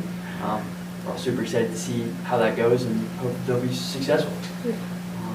Yeah, that's it for me. Yeah, and I'd just like to add in terms of the masks, I think that the main source of the uneasiness is just like when I walk into school on Wednesday, like how many people are going to be wearing it and how many people aren't. Like I think a lot of people don't really have a preference either way. So they're like on edge as to what they're going to do because they don't know how everyone else is going to be choosing to wear the mask or not wear the mask. So I definitely think that this week might be a little bit like, I don't know. Like, I think people will get in a sort of rhythm after this week especially. I think it might be a little bit weird, but I think everyone welcomes the progress and is excited that we have the opportunity to not wear masks in school. Yeah. Thank you, guys. Thanks, guys. Thanks, guys. My daughter said that everybody better make sure that they really brush their teeth. So, dentists should be happy that masks are It's coming too off late. because everybody's going to be taking care of their teeth. It's too late. They either have been or not. I just have a quick question for Sabine. You mentioned that you did your paper on the health curriculum, and it happens in 10th grade. Do you think it would be helpful to have another class, in 9th grade or 8th grade or 11th grade? 11th. Yeah. I don't know. I know that sometimes kids even miss that 10th grade class. It's not a full year. They might be taking something that interferes with it. I'm curious. I mean, something else that I think wasn't mentioned earlier was that there are also health classes in 7th and 8th grade. And so I think that the 7th and 8th grade teachers and the high school health teachers are all kind of working together so that 7th grade is an introduction, 8th grade is elaboration, and then in the high school it's like how can you apply it to your life because these are things that you're going to be dealing with. So I think that there's definitely a gradual building of curriculum in terms of stuff like that. Like I'm pretty sure that alcohol and drug use is mentioned at least a little bit in the middle school. I think it's definitely hard to obviously in a perfect world, you want to say that you could have as much education as possible. I know that some teachers think that it might be beneficial for seniors to have health. And there are some juniors that have health instead of sophomore year because it doesn't fit into their schedule. So it's definitely a balancing thing, but in a perfect world, obviously better, more education could be better. Yeah. Might be something to revisit, just if there's because the usage changes so much after 10th grade. Yeah, and I think another thing that came up when I was talking to one of the health teachers was that the curriculum is really condensed because it's only a half a semester course, so each unit is only 3 weeks long, and it's something that you could really be talking about for much longer than that. Right, So, yeah. right. All right, we're putting that out there. But Melissa, there is health in middle school as well, right? Yes. Definitely. It's a Yeah. full year course, or is that with the physical education and health? It's both. Drew supervises health, PE, and athletics, but there, to It's like Sabine's point, seven. yeah, it gradually builds in. And then there are also instances where it's integrated, so it's not necessarily unit-based, but things are fed into the curriculum over time as well. Thank you, guys. Right, and I'm certainly not an expert in it, but it seems like, kids, people know that alcohol and drugs lower your inhibitions. And these kids, especially as they get older, are the most self-conscious, full of inhibitions. I mean, I think you have to figure out how to make them feel better about themselves, and maybe that's through what Alex was saying, like more clubs and things like that, because that you can't, I mean, that's the huge link for me that needs to be addressed. To speak frankly, even the idea of like when people go into the woods to drink, like I remember those times in my own life, and it's like you're just standing in the middle of nowhere. It's a very awkward situation in some Right. ways. You mentioned badminton, and unrelated, in my senior year in high school, we had like a badminton tournament for like a month, and everybody it's such a sort of easy, it's like a deceptively easy game, and we all got so ridiculously into it, and just that ability to go do something and to experience things with somebody else. All those things, as nutty as they might be, I think they're all valuable in their own way, just to, just functionally, and to your point, that it's a lot of those reasons why drugs and alcohol pop up, just because there's nothing sort of else, no other glue that holds the situation together, So anything you guys can do, I think, is a step in the right direction. And one important point is that it has to be student-led. Like, Yeah. most of the substance Yeah. stuff is because they are in their own zone and own world with no instructions. I know the kids in my neighborhood are young and they are now getting into their middle school. Those that connect with my son. And they would come to me, Mr. Myers, we want to have a party. And I'm like, okay. And I tell my neighborhood parents, step out. So they make their own list, everything, and they own it. And the whole substance abuse thing is that kids feel they are in charge for once without, even in the woods, I see it, no, even the clubs have chaperones, right? So which space can we give to them that is positive, that doesn't have to be some adults breathing behind their necks? I don't think there's anything. Well, I do think, because you guys get me out of bed early once a month to come. I'm glad you laugh, but I am there once a month. They are in charge. You've got two adults facilitating, and I sort of many years ago was in their role, so I've chatted about that. But they back off. They give you the reins, and I think, can it be better? Everything can be better, but I'm so moved by those conversations once a month, because you're digging into all these things. And now let's go back to the fall, homecoming. Half the people weren't watching the game, but they're watching all the activities that were student-led, right? So minimal adult activity, and we could do more for sure. But there's a lot to build on here. I agree. And I like that idea of invite a colleague, because sustainability matters. So, and I don't know if I can talk to Peter and Bob about this, but are you inviting the next level in? You've got the classes there, so be assured, you got the 9th graders, 10th graders, 11th graders, 12th graders. They break into groups and they report out, so there's sustainability built in. But I'm hopeful that the base is there, right? If that helps. Would you two agree? You're both there. Yes. 4 times a month, not just once a month. I'd say base is there, and even now it's good, and it's definitely down because of COVID. We've lost, I feel like, a lot of sort of traditions and community stuff over COVID, and we're still doing a pretty good job with it. We can definitely do better, but I think as we sort of come back to normal, we're just gonna have more stuff. So it's optimistic. The group over time has really done a lot in terms of agency, taking action, making change, building community, what you were just talking about. And I remember when I first started, students came very directly and said, here's what we're grappling with. And, you know, conversations came up about this topic. And, you know, it went right back to the students and there was a lot of discussion. And similar to the way that the two of you tonight, you know, when the presentation was happening, you know, when we were talking about clubs and belonging, you know, immediately without prompting jumped in and said, oh, you know what, maybe we can do X, right? And I think that's the thing that's so very powerful. Yeah. To see some opportunities to grab them. And it's been very heartening. And I think that it's, not only is it seemingly reflected in the numbers, and we don't know about COVID, but you know, it's also making me think, your point about that social emotional connection, this idea of sense of belonging, I would argue extends beyond involvement in a club. Sometimes you have a person, you have a connection, you have being able to keep our eyes simultaneously on all of those things, curricular, student agency, cultivating a sense of belonging, social emotional perspective are all really, they work very well together.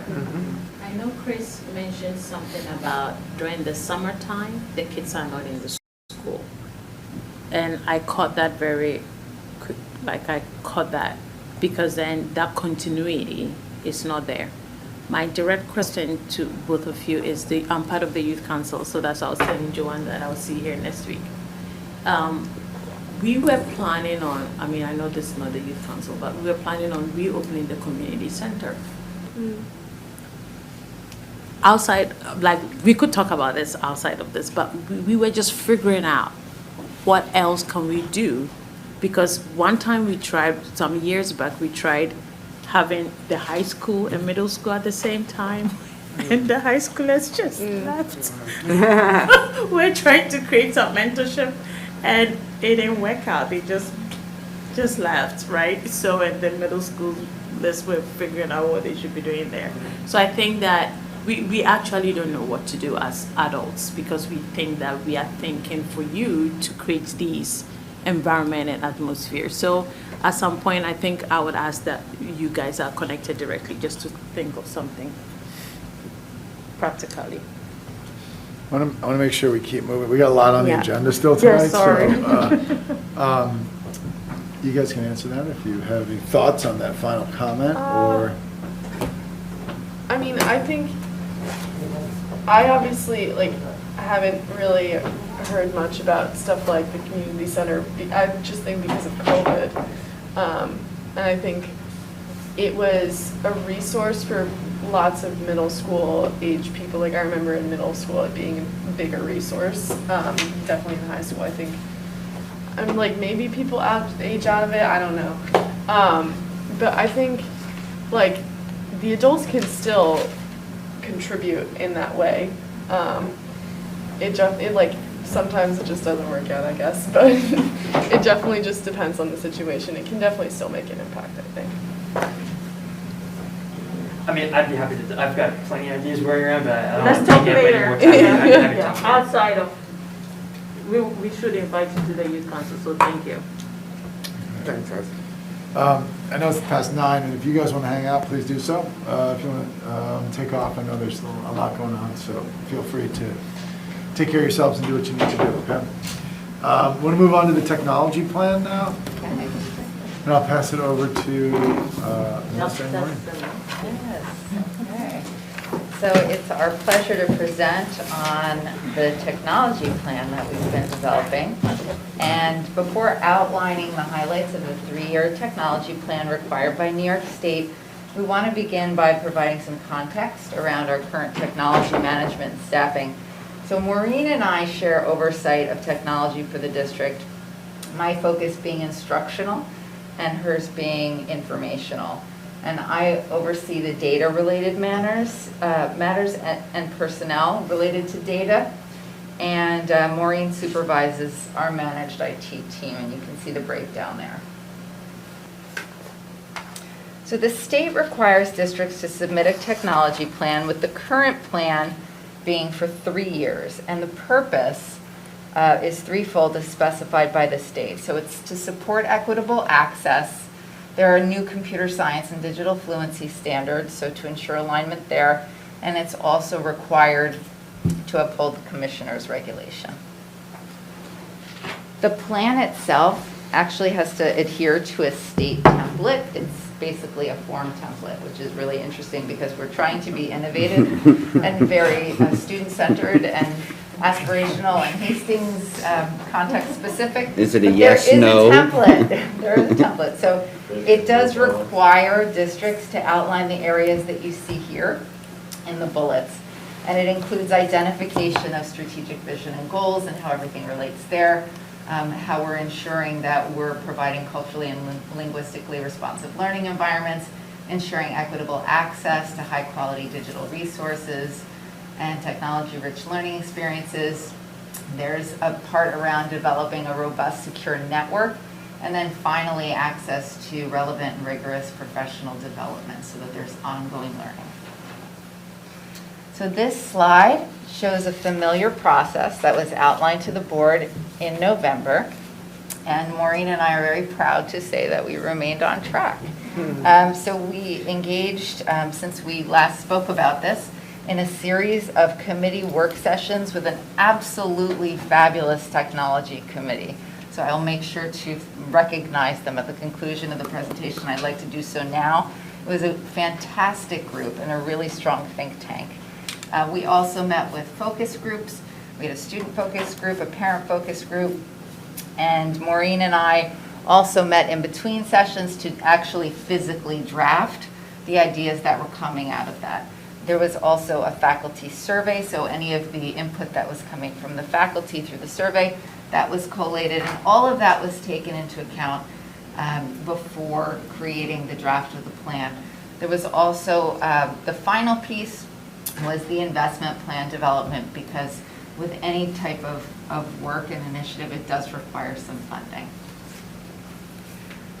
So our technology plan goals and action steps, and these are specific to Hastings. So the committee identified 3 goals.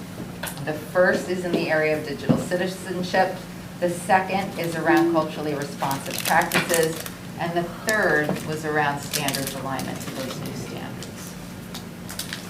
So structurally, across the next 3 slides, you're going to see a goal up top, and then underneath it, you'll see action steps, descriptions, anticipated completion dates, and anticipated costs. And again, this is how the template is set up. And it is worth noting that in that very first column that says action step, that's a forced choice from a drop-down, and you can only choose one. Okay, so I just want to mention that because arguably a lot of these kind of are cross-cutting. Okay, so our first goal was around raising awareness of the state computer science digital fluency standards, and you can see it written in its full form there. And our library media specialists, who are an integral part of our committee, stepped up as instructional leaders to support this effort. And they said, this is really our wheelhouse, this is what we do. And so as we move through this, it's really around this idea of raising awareness, developing expertise, starting with the library media specialists and assistant principals to serve as teacher leaders, and then working with the rest of the faculty, working with teachers to look at the standards, raise awareness, take a look at almost like a heat map format of where are we stronger, where are we a little bit weaker in terms of gap analysis, grounded in student work, and then identifying examples where we're really strong and where we're only partly meeting them so that we can take a really targeted approach to building on our strengths. And then finally, that last piece around purchasing. There may be some need to integrate software as necessary, depending on what emerges from that gap analysis process. Our second goal focuses on an inquiry-based approach to culturally responsive technology use. And it dovetails very specifically, and this is on purpose, with our 3-year plan around culturally responsive pedagogies, particularly in the area of professional development and exploring current research on best practices for instruction.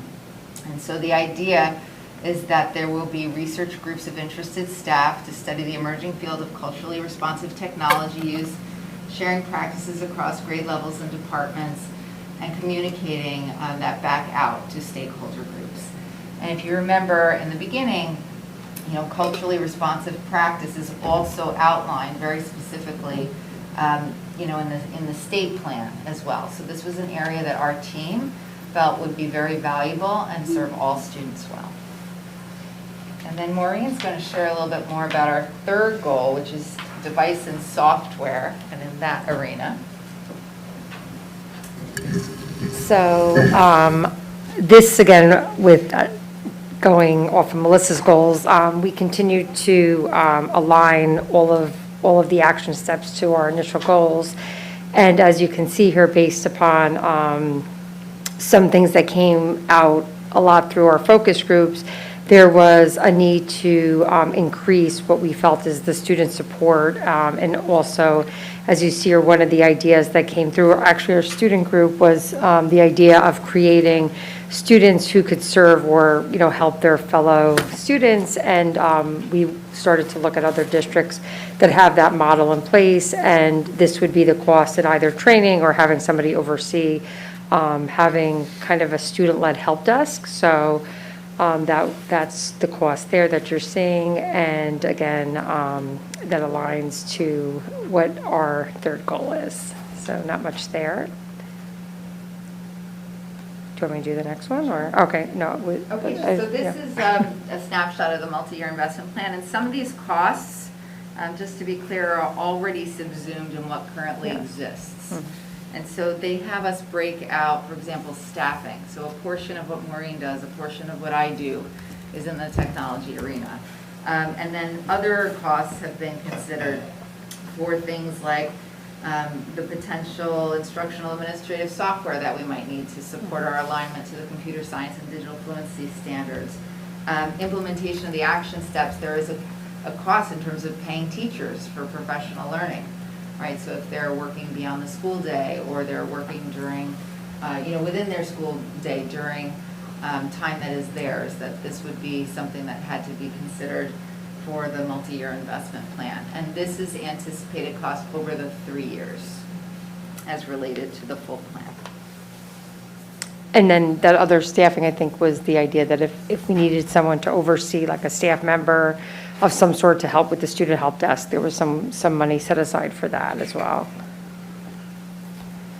So that is the bird's eye view of our 3-year technology plan. This is our fantastic committee, our district technology committee. You'll see even different bargaining units represented, different stakeholders. So we have the CSEA clerical, we have administrators, we have teachers, we have lots of different departments, different roles, and people working from across different district buildings. So that was intentional. Again, it was a fantastic group. I'd like to publicly recognize and thank Sarah Martabano and Leslie Accardo, who are our partners from the Lyric. And Sarah, I think it was, helped prior to The last two, the she last did, yeah. two before I was here actually helped in creating the technology plans for the district. And then we did have those input groups, and I just want to, again, reiterate what Maureen said. The idea of the student help desk did come from the student focus group. It was really wonderful to hear them say, you know, this is something where some of us have extreme expertise, and for some things that might be, you know, more of a brain puzzle that students could even benefit from solving, like it would be helpful to have more agency there. And that actually worked perfectly with what we were just talking about before. So it was great. That did come out of that focus group discussion. So we're grateful to the students there.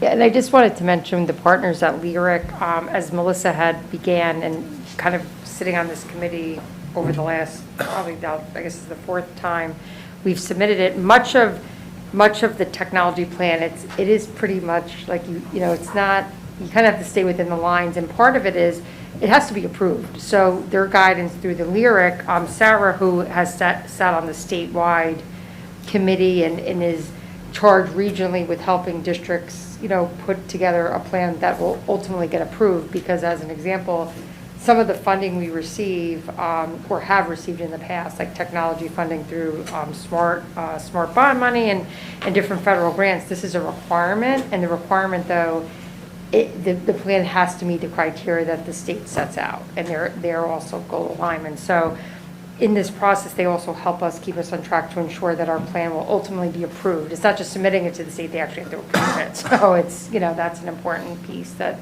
they assist us with.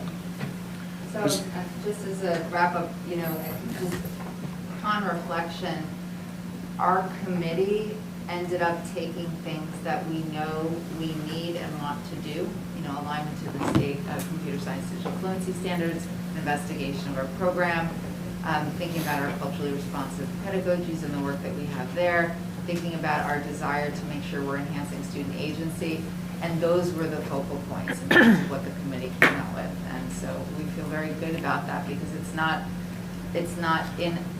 it works with, it's not an additional, now do this other thing. It works with what we naturally need to do and where we are. So it's good work by them. Where does technology for the classroom, say a teacher in photography needs, does that just show up in the curriculum budget, the instructional budget, it's like a separate?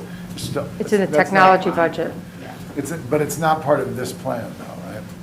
No, it is not. Right. These are in addition to what already exists. Some of them may be covered. There are some dollars, but much of what we shared here, as Melissa said, would be in addition to and over a 3-year plan. But again, More discretionary things that we would have chosen for our district if someone was, like I said, really into some sort of software for digital manipulation of photography, and they wanted to propose that. And that's kind of outside of this, and that's not something that would be as mandated by the state to create fluency or equity or anything like that. Right, okay. Thank If I you. can ask sort of a naive question, I was looking at the state standards, and they're pretty deep. they are. So They are. how do they, when I was looking through it, I was like, is there going to be a class in some of these things separately, or? No, it's interesting because the state purposefully didn't sit it in a singular content area. They are, and nor did they say how they're assessing them, which is, a double-edged sword in the sense that, here's what we want you to be doing. Here, take it, right. Here's what you're responsible for. The good news is there's not a test, right? And the state knows that we are naturally doing a lot of this very well, but it doesn't sit only in like a computer science program. Some of the work that I've been doing with the K-12 Mathematics Committee, interestingly, we did dip into these. It was we have these new standards, and we're all looking at them and saying, some of these actually do fit into what we're doing in mathematics naturally. Okay, so the process is kind of, assessing where these things can find a home and parceling them out. Exactly. Okay. And then with the understanding that, value has been placed on them. So yes, we are accountable to them, but value has been placed on them thinking about students moving through the system. So to your point, they are very thick. They really are very, very thick. They're comprehensive. And not owned by a singular discipline. So we do have our work cut out for us, but it's a good challenge. Okay, I was just curious. Yeah. But as non-obvious. as the lyric said, I think COVID pushed everybody like really quickly into Yeah. like a Right, much right. more, Yeah. I think we're using it, I think much of what we do, it'll just be more, probably more consistency and just across places, but I think, their thinking is that a lot of districts are much further ahead than they may have been had these standards come out, without. Yeah, interesting. Thank you. There may be some more board questions, but I need to go back to, it was private, the interview that I had with this board back in the spring, and they will remember that I noticed that there was not a director of digital learning and technology in this district. And I've come from 2 places where that was established and done in a different state. And so one reason, this is their presentation, Melissa Marine's, but the reason you saw up front the staffing structure, as I said, and in that interview said, I'm willing to listen, and I know that the previous superintendent had raised this as an issue. But my point picks up exactly what Marine said, is I think at this point, from what I see, Hastings has learned how to do this with this current structure and the deep partnership with BOCES. And last week I was on the phone with Dan, my great digital learning director of technology in Weston, who we lost one, then we hired one, and that was a win, frankly. Dan DeVito is magnificent. And he admitted he doesn't have BOCES to turn to, so that's why in Connecticut, they have to be much more in-house quite substantially. The regional associations are good, but they're not at BOCES level. So I think it still bears watching, but at least for the next year, you've built now the oversight talents shared here between Melissa and Maureen with the partnership that you have with Lyric and BOCES to provide the oversight for this. And as best I can tell, good solid support at the IT level, help desk type of thing. And no, it's not perfect anywhere, but I do think you have an operational model now that, dare I say, you had to back into and learn on the sprint. And I would say, as a compliment, never being near here, I don't know how Hastings did this the last 2 years without a director of digital learning and technology. You figured it out, you're there now. And so I think that you have a good approach. We have a good approach, at least for the next time being, if I'm being clear here. Absolutely. Yeah. Good to hear. Thank you, then. Thank you. Thanks, guys. Final next step, I get the pleasure of entering it into the portal, and we will cross our fingers as a committee. Thank you. Okay. All right, let's move on to the report from Maureen on progress. Oh, Patrick, you wanna? No, can you just change, oh yeah, sorry, there we go, just the, Progress clicks. Oh, yeah, that's right. Yeah, just a few. Share. So, yeah.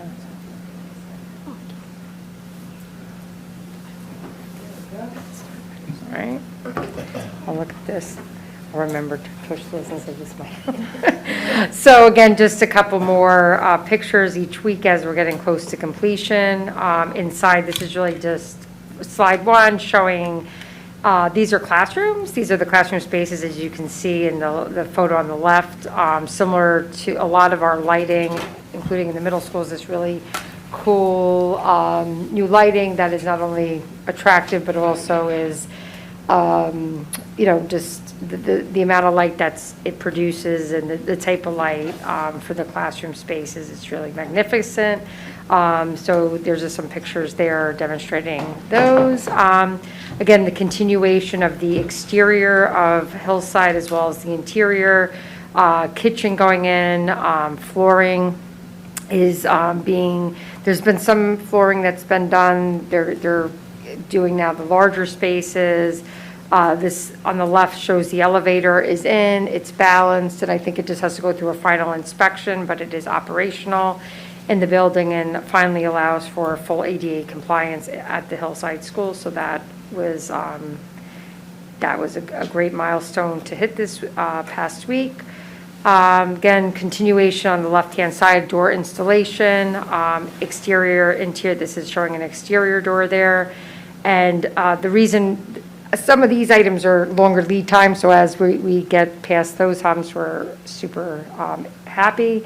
On the right, although it doesn't do it much justice in this photograph, it's the Pergola installation, which was, that particular installation was over 2 weeks, and they're going to touch up the paint, but that is one of the larger design pieces of the project and was a very long lead time on those items. So we're very happy to see that installed, although there was a little bit of snafu with some of the railings that needed to be recut around that area. Farragut, jumping down to here, Farragut Middle School Auditorium. Again, although the pictures here kind of show all the different things that are going on there, and you can kind of start getting those fixtures, some of them are, not completely finished, but really when you have the opportunity, and we have the opportunity to show you the space, it's quite incredible. As you can see though, there's all the walls and ceilings have been redone, all the lighting's in place, and the progress they're making there. And since this photograph was taken, the whole bottom of the room has been installed and painted, and the top of the wall, I believe, is starting to be fully painted now as well. And again, just showing the new steps that will give access to the stage area that has been rebuilt and resanded. And again, just some sorry about the picture on the right, but just giving you, again, some sense of the lighting. Wow. There's so much lighting. There was not a lot of lighting in the room, and now we have a tremendous amount of lighting in the room, and it's quite beautiful. And again, the pictures really don't do it justice, but what's so pretty is in the middle of the room, there's a blue color that kind of is trying to represent sort of the sky. So it really, in person, it's quite impressive. And even, it's pretty amazing because even at where it's at now, it's so much nicer than it was before. And we're like not even, once it's all, the flooring is done and our seating, it's going to be really, it's actually really amazing. That is a shocking transformation. Yeah. You wouldn't even know it was like the same room. No, All of us that's were- what, I was like, is that the auditorium? Yeah. It does not look like it at No, all. it doesn't, it does not, and, Wow. Keep it as is. Oh, yes, I know. Exactly. Yeah, they're actually, we're Let's see refinishing. let's let them know the work. Oh, it's actually just created this beautiful, modern, welcoming space, and it's just, actually, it's, we're really, really happy, and it's beyond what we had hoped for in terms of, the overall, and just, beautiful lighting and restoration, and just that so far has just transformed the space. So, again, we spoke a little bit briefly, Facilities Committee, we're making, thankfully, really wonderful progress on, and staying with our timeline. So again, this particular space, we anticipate beginning of April for it to be open, so. A ribbon cutting, or it's not? Yeah, we not will that have a official? ribbon cutting. Okay. once- So we're Oh, gonna get yes, to we do will have like a ribbon cutting. walkthrough, like at the beginning of the year, Yes. where you show us all the clean, Yeah. spanky new buildings. We get to do that for this too? This will be spanky new. So Wow, it that's is amazing. quite. That's really, Yeah. wow. Is the spring music program going to be able to be in there? When the I think it's 6th, 7th, 8th graders do chorus, So band, and the orchestra? The one thing with this room is for that particular production, I'm not sure what the number of attendees typically is, but the one issue with this space is just the limitation of actual seating. So I think it can hold approximately like 200 people. So because of that, that particular event may be held in the larger auditorium, but we anticipate that having another auditorium, individual grade levels, there'll be a lot more opportunities where, instead of having the larger groups. I think now that we have the space, only having the one auditorium for so many years really limited the amount of times or the ability to kind of have maybe different grade levels kind of use it for their own type of thing. So, but I'm sure it'll be used, and I'm sure they'll think of very creative ways to get parents in there and using the space. Because, I think there's a good amount of excitement around it. We might even have our board meetings there, we'll see. There you go. So that concludes some progress pics for this Excellent. evening. Thank you. You're welcome. Thank you, Maureen. Okay, we have public comment with no public, so we will, a little late to the game for the public comment today, but business items, 7A. Does anybody have any questions around business items under 7A? I just want to mention one item, I don't know, I just wanted to highlight, for number 7, there is a substantial increase to our Quad Village management fee. Was just given to us last week, and that really, part of that, and if, just in case anyone happens to see that attachment, you'll see that the significant increase, which will then be reflected in this upcoming budget. Much of it just had to do with what we experienced this year and the need to, add additional staffing to the management office at Ardsley. And depending on the district and what their participation level was and is expected to be next year and the complexity of our routes, there's a significant increase there. So it's going about $30,000. It was like $55,000. It's almost $90,000 proposed for next year. I did speak up to Ardsley in regards to this because they had mentioned, they did staff up the office, and I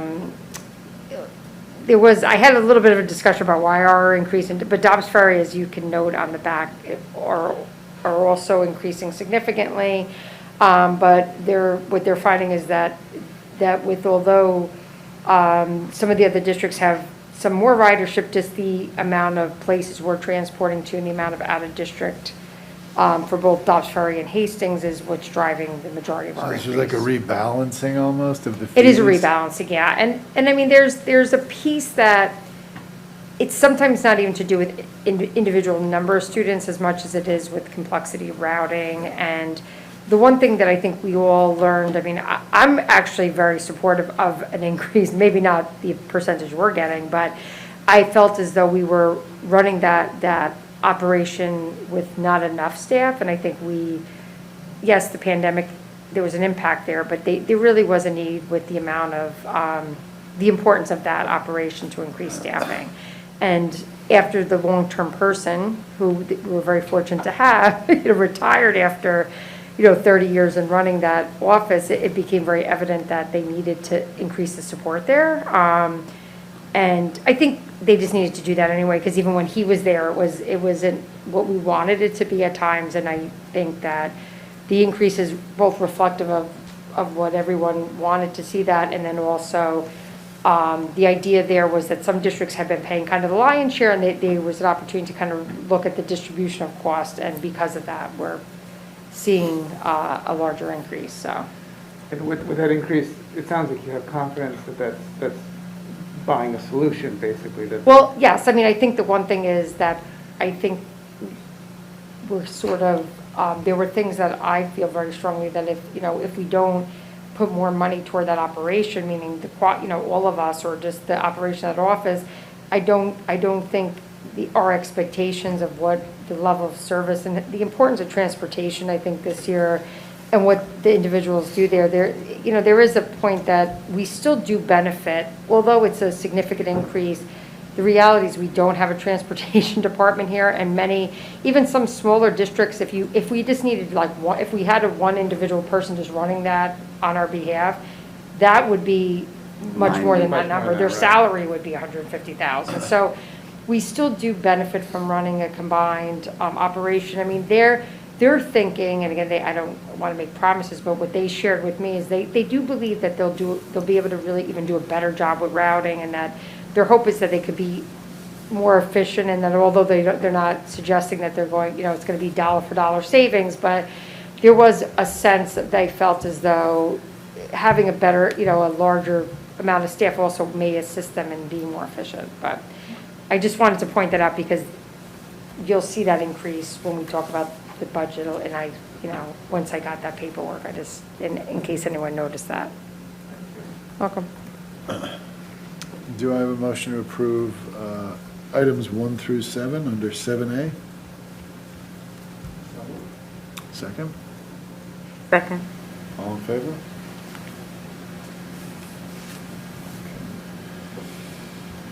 Do I have a motion to approve the placements and/or services for CSE and CPSC under 7B? So move. Second? Second. All in favor? Okay, under 8A, B, C, any questions from the board, comments? Do I have a motion to approve personnel items under 8A, B, and C? So moved? And a second? Second. All in favor?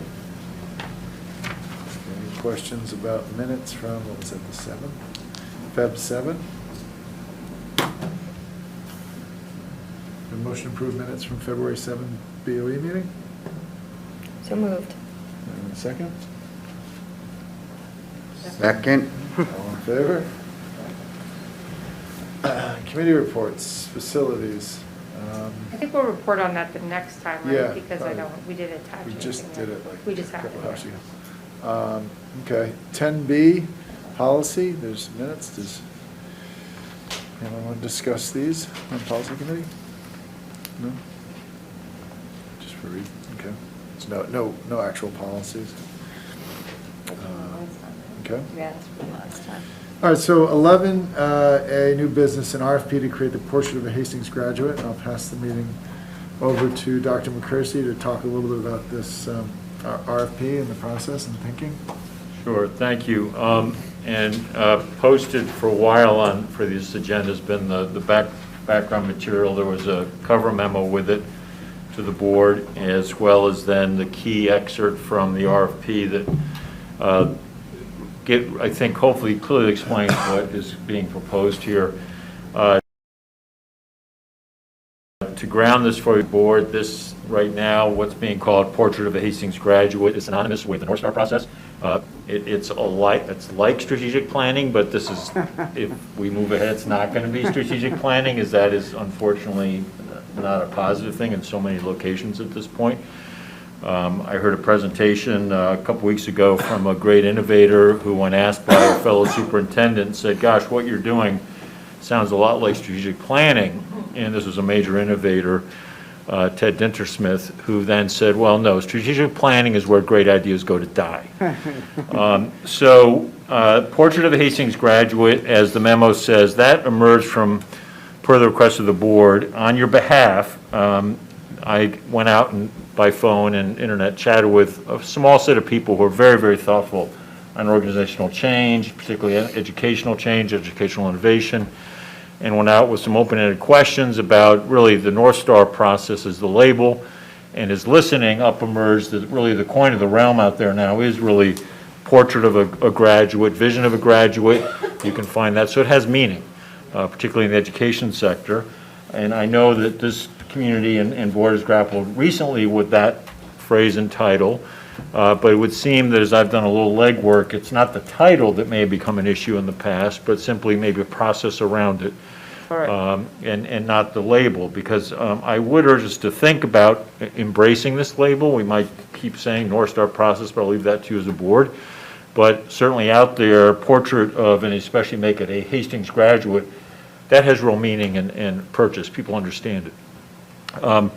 Then what I did to try and create some scope here, and again, not unlike what you heard with the technology plan, but this to cast an RFP in the public sector, and it's not that different, be it Massachusetts, be it Connecticut, other states I'm quite familiar with, Ohio, Illinois, I go down the list, all states I know, to let an RFP in a state as a public entity, you have to follow some very prescribed approaches. So instead of giving you the entire proposal, a lot of which is boilerplate, I gave you the section which by title is still boilerplate, but then it gets to be very much what I'm suggesting here. And I have run this back by a few of the people who I conferred with, if they indeed might bid, because some of them might. I did not share it with them. I try and be squeaky clean whenever I can. And those who were willing to be, thought partners with us felt that the layering here was very, very helpful. And so let me just go through that a little bit, because there are really three layers to this. The first is way up top in the bold, it's saying, what do we really mean by a portrait of Hastings graduate? Well, that is, what should our students value? And that actually is a new phrase to put in there, but value, know, and be able to do upon completing their education in our district. And then this first real layering is, what do we do about identifying that? How do we go about that? So you'll see here from 1 to 6 a series of questions that shouldn't be sequential, but more almost a spiral. You keep moving on, and they come back to them as you move ahead. So you start to answer 1, then you move to 2, we may need to move back to 3. But ultimately, at the end, you have addressed all of these 6. We then envision a series of essential questions leading to an approach designed to bring you there. And what's really critical here is that these 3 are forward-looking questions. I mean, the intent of these is not to look back and say, gosh, we were really bad at that, or we didn't do that, or that person did this wrong, or that department failed, but it's more, really, it's that first question, what's the next level of work? Where do we want to get to? Now, in here I've used the phrase, actually, the next appreciative inquiry. That actually is something that exists. I'm not saying that should be what we peg ourselves to, but again, it's this idea of being forward-looking.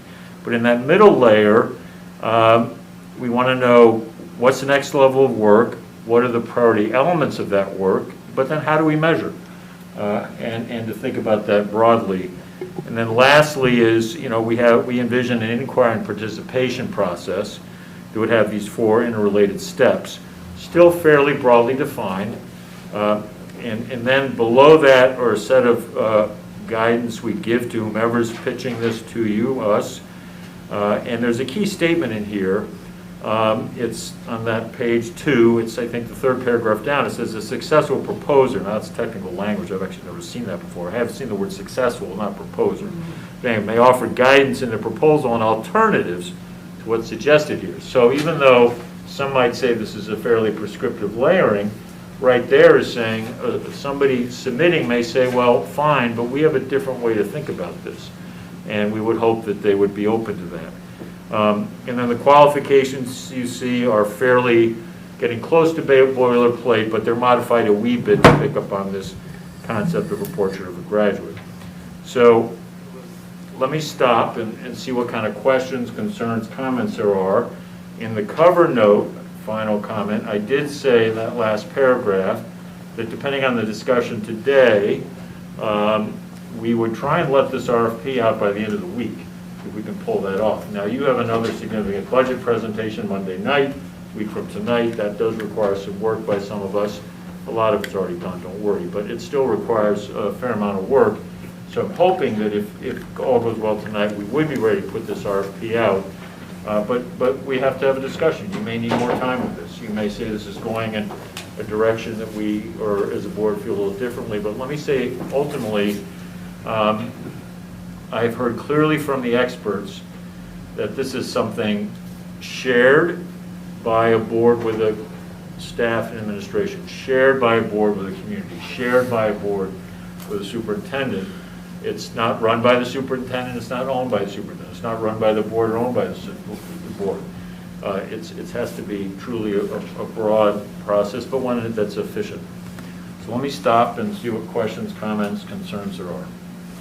I just said, the paragraph that you mentioned is I actually marked, because to me, that's exactly right. Like, this is what we're looking for, but this paragraph to me says to whomever does it, impress us, and I think that that's an objective, to really make this everything that could be. Doug had a very interesting point he made to me a number of times, which is the best alternative to a great portrait of a graduate is not to have one. It has to happen at a effective and high level, or to be a value. And so I think setting the bar very high is really welcome and exciting, frankly, that we're not going to get people just walking in the door to check some boxes. That they're going to take the process seriously and give us a deliverable that has an effect that's durable. Then just the thought of having that is very exciting.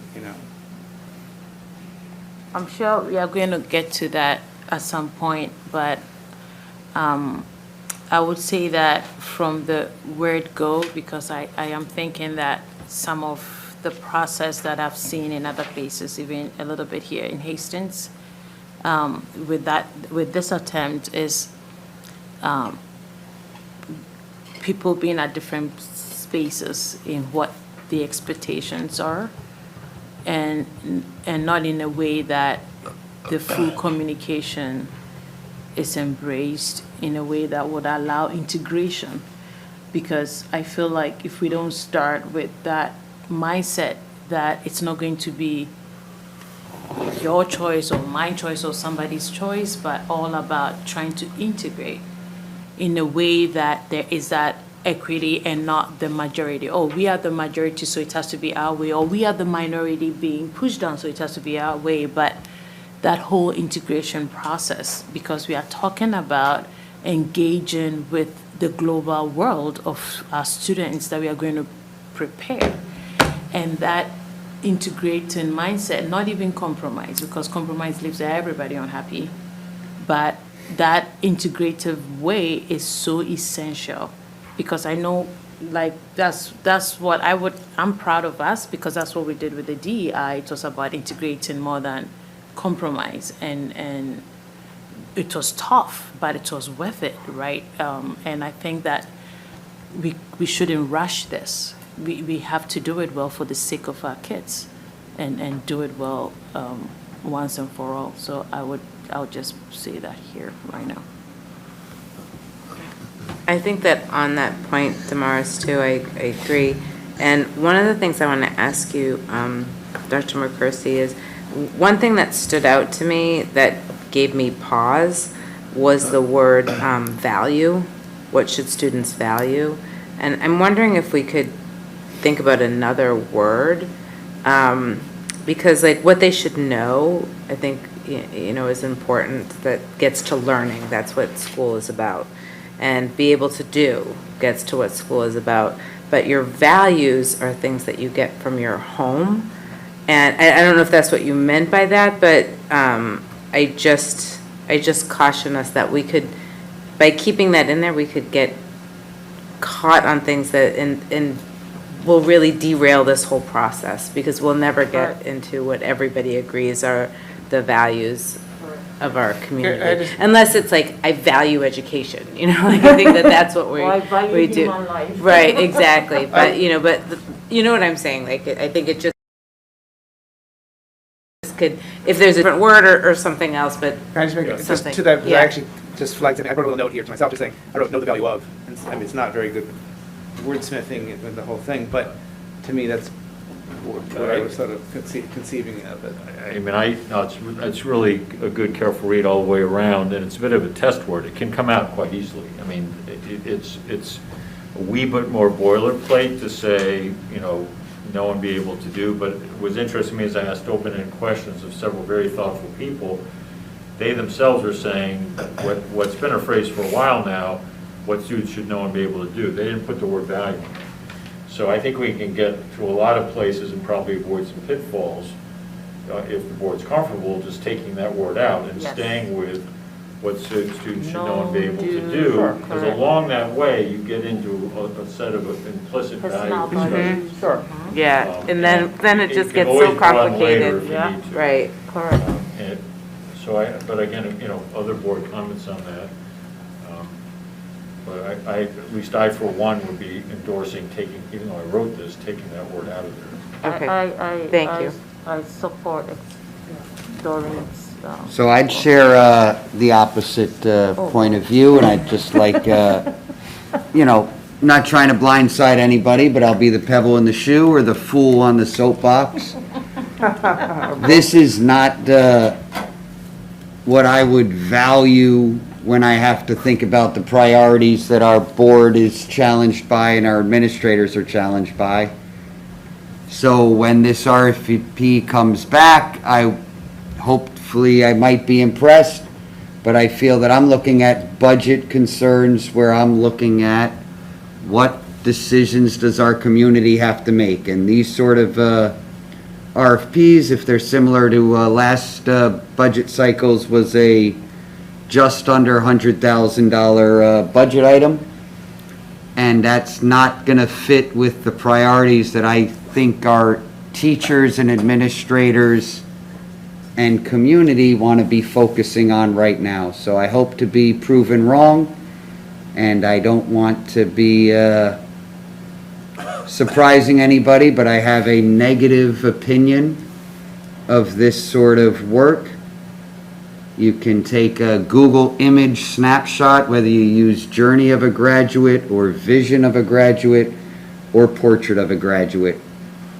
I think we have a lot of challenges in curriculum and community, and this one feels like a chance where we're bringing in a vision statement that might not be the right time for it, but we have new administrators and new energy in the buildings from the teachers and the students, so I know we're a consensus board, and you guys and we guys have a direction, and I hope to be proven to rethink my Can I say this? stance. I'm not saying this to disprove, because every input must be weighed and considered, and what you're saying is factual. The only thing that I would add, if you could look at this lens, is that exactly what you're saying about budget, right? How can we know how to bring the community into that sustainable budget that we are discussing and we've been discussing? what programs can we not possibly cancel? Like we are talking about, like there is, I am right there with you with this whole idea of budget sustainability. You know, what are we going to compromise for the sake of our kids' education over other things? These are real questions, but without that North Star, I'm going to drop Portrait of a Graduate right now for the sake of semantics. But if we have a Portrait of a Graduate or a North Star of this vision, and what we want them to know, do all these holistic things that we want for our students, that will guide budget. Because at this point, as I'm sitting here, my personal place is, so far as it's sustainable, so be it. Because I have nothing to guide by except what the leadership says. So, but if we all collectively create this Portrait of a Graduate, we can say that we are putting emphasis on blah, blah, blah, blah. And if we do that, we have this amount of money that may not cater for this, and we are forced to cut this program and that program because we are all swimming in the dark with no clear North Star. So I would beckon, I'm not saying that you are not 100% right, because that is a huge concern and part of our real work as a board to give oversight with that. But without this part, it's really hard. It becomes like let's keep arguing to see what is important and what is not important. So that's all. That's just a list. Yeah, well, I agree with Dr. Lang. That's my hope of this, of Yes. getting this, is that everything else becomes easier. And, that much more clear about, especially about budgeting and what we think about what we need for budgeting. That would be the goal.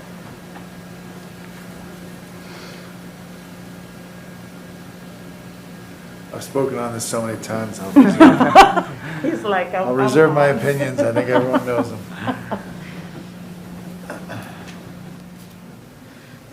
Good, all right.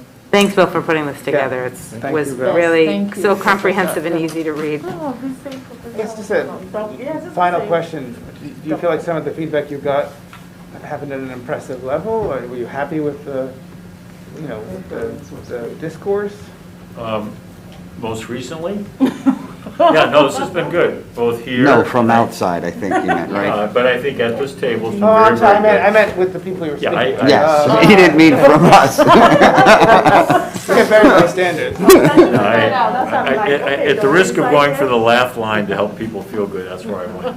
No, I think every comment, Jeremy, I respect greatly what you've said, and seriously, if we're not going to get anywhere if we can't voice how we feel about things, and I like how you question before judging, which is, it was a big question, and then we'll see. So I think that's what I like.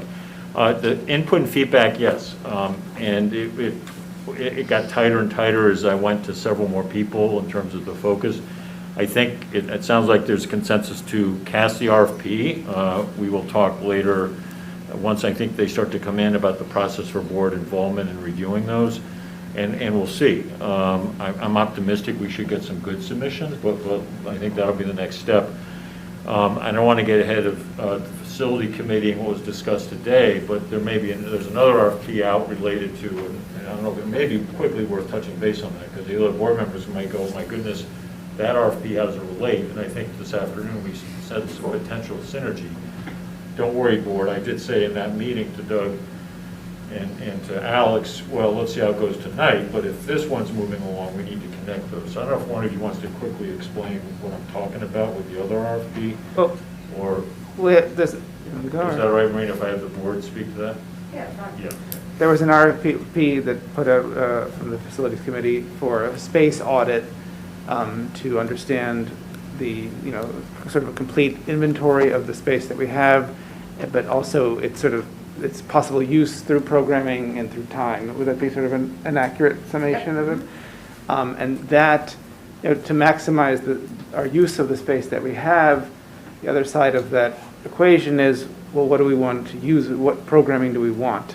And so the idea that Bill had mentioned during that meeting was, if the Portrait of a HOH Graduate process yields a sort of, not curricular, experiential roadmap then we can mate that up with the space audit to make sure that those two things are working together, because obviously in reality, they will need to work together, so. And in this, is the space, I don't know if you want to talk about the space audit, but, given that the governor wants to make it possible to have more housing, and we know that our trustees want to have more housing, is that part of this, is to figure out what happens if we do suddenly start building lots of buildings? No, I mean, Well, it would include that, it would incorporate that. But it's into it. required Yeah, by. because that, for me, is like I think it's not a matter of if, but when. So how are we going to fit kids in our schools? Well, I mean, I think in the near term, it's just that the state requires every 5 years, I don't know what they call it, but they require. Right, we're required to do a facilities evaluation in terms of just like structural and like Right. repair needs, and also that addresses like potential programmatic needs, especially around areas like special ed and different things as needs, like, there was a need to either create spaces for children's education. So we're required, so there's a certain, the RFP, we needed to do some of that work anyway. What we're finding is there's a combination of like space issues that were coming into the last few years in this particular building now, similar to what we were experiencing at Hillside. But that process would also capture anything that's happening in the area that may then have a future impact. So all the above, programmatic, Okay. things that could be happening at the state level, community level, that'll be incorporated, because the process is a very thorough one, which would then incorporate, and it would be much more comprehensive than just a very basic evaluation of space. Okay. Next. Where the two would connect is that the state of the art in the facility analyses now is to really look, what's your purpose educationally, what are you trying to get done? And in a sense, what do you want your students to know and be able to do when they leave? And that guides you to what the facility should be. So if that's going to be going on, why not have that tie in to this process? So we're connected as opposed to apart. The other thing I did put on the table is, will this give us a good handle on the condition of our facilities? Where might we have some hidden problems that could be an issue? And this indeed would do that. So I'm bending the agenda here a wee bit, but it does relate.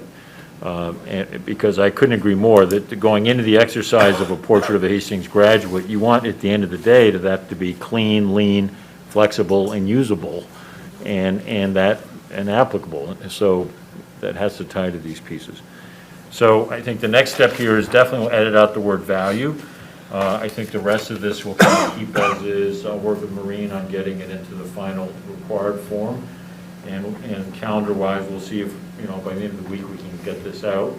And there'll be timelines in it, and we'll see what kind of responses we get. And then at an upcoming meeting, work with the board on kind of how the board's involved in the review of proposals, and ultimately the board would have to approve, I think, the final one, but just along the way what that process is. So if that's some detail in part to say stay tuned, but at this point, we'll get this RFP out and see what comes back. Great. Excellent. Thank you. Thank you, Dr. Okay, board comments? I just want to acknowledge that it's been almost exactly 2 years since we closed, and, This Thursday. Right, yeah. So, it's been quite a long time, and I'm just hopeful that. In fact, if you pull up, I remember that week very painfully, but if you pull up headlines from March 1st, 2020, it was the first person died of COVID tomorrow. First? In the U.S. Yeah. No. February 28th, we had the first death. February 28th. February 29th, it was a leap year. We had the first death in Seattle. Same Right, thing. as I said, first death from COVID. In February. Yeah. It's the 28th today, though. Oh, tomorrow, I hear what you're saying. Tomorrow, March 1st. I thought you said first case. Sorry. No, first death. Yes, I take it back, absolutely. First death, yeah, so, Yep. been a long time. In a long time. And thank all the former board members for what they've, Yes. the long strange trip it's been for them especially. Or- Not former, I mean. Or thank the teachers for Previous. working without a vaccine inside, one of the Yes. only industries that did it. That's right, there's a lot of people that deserve thanks. And doctors and nurses. And supermarket And workers. supermarket Other workers comments? and, Yep. Okay.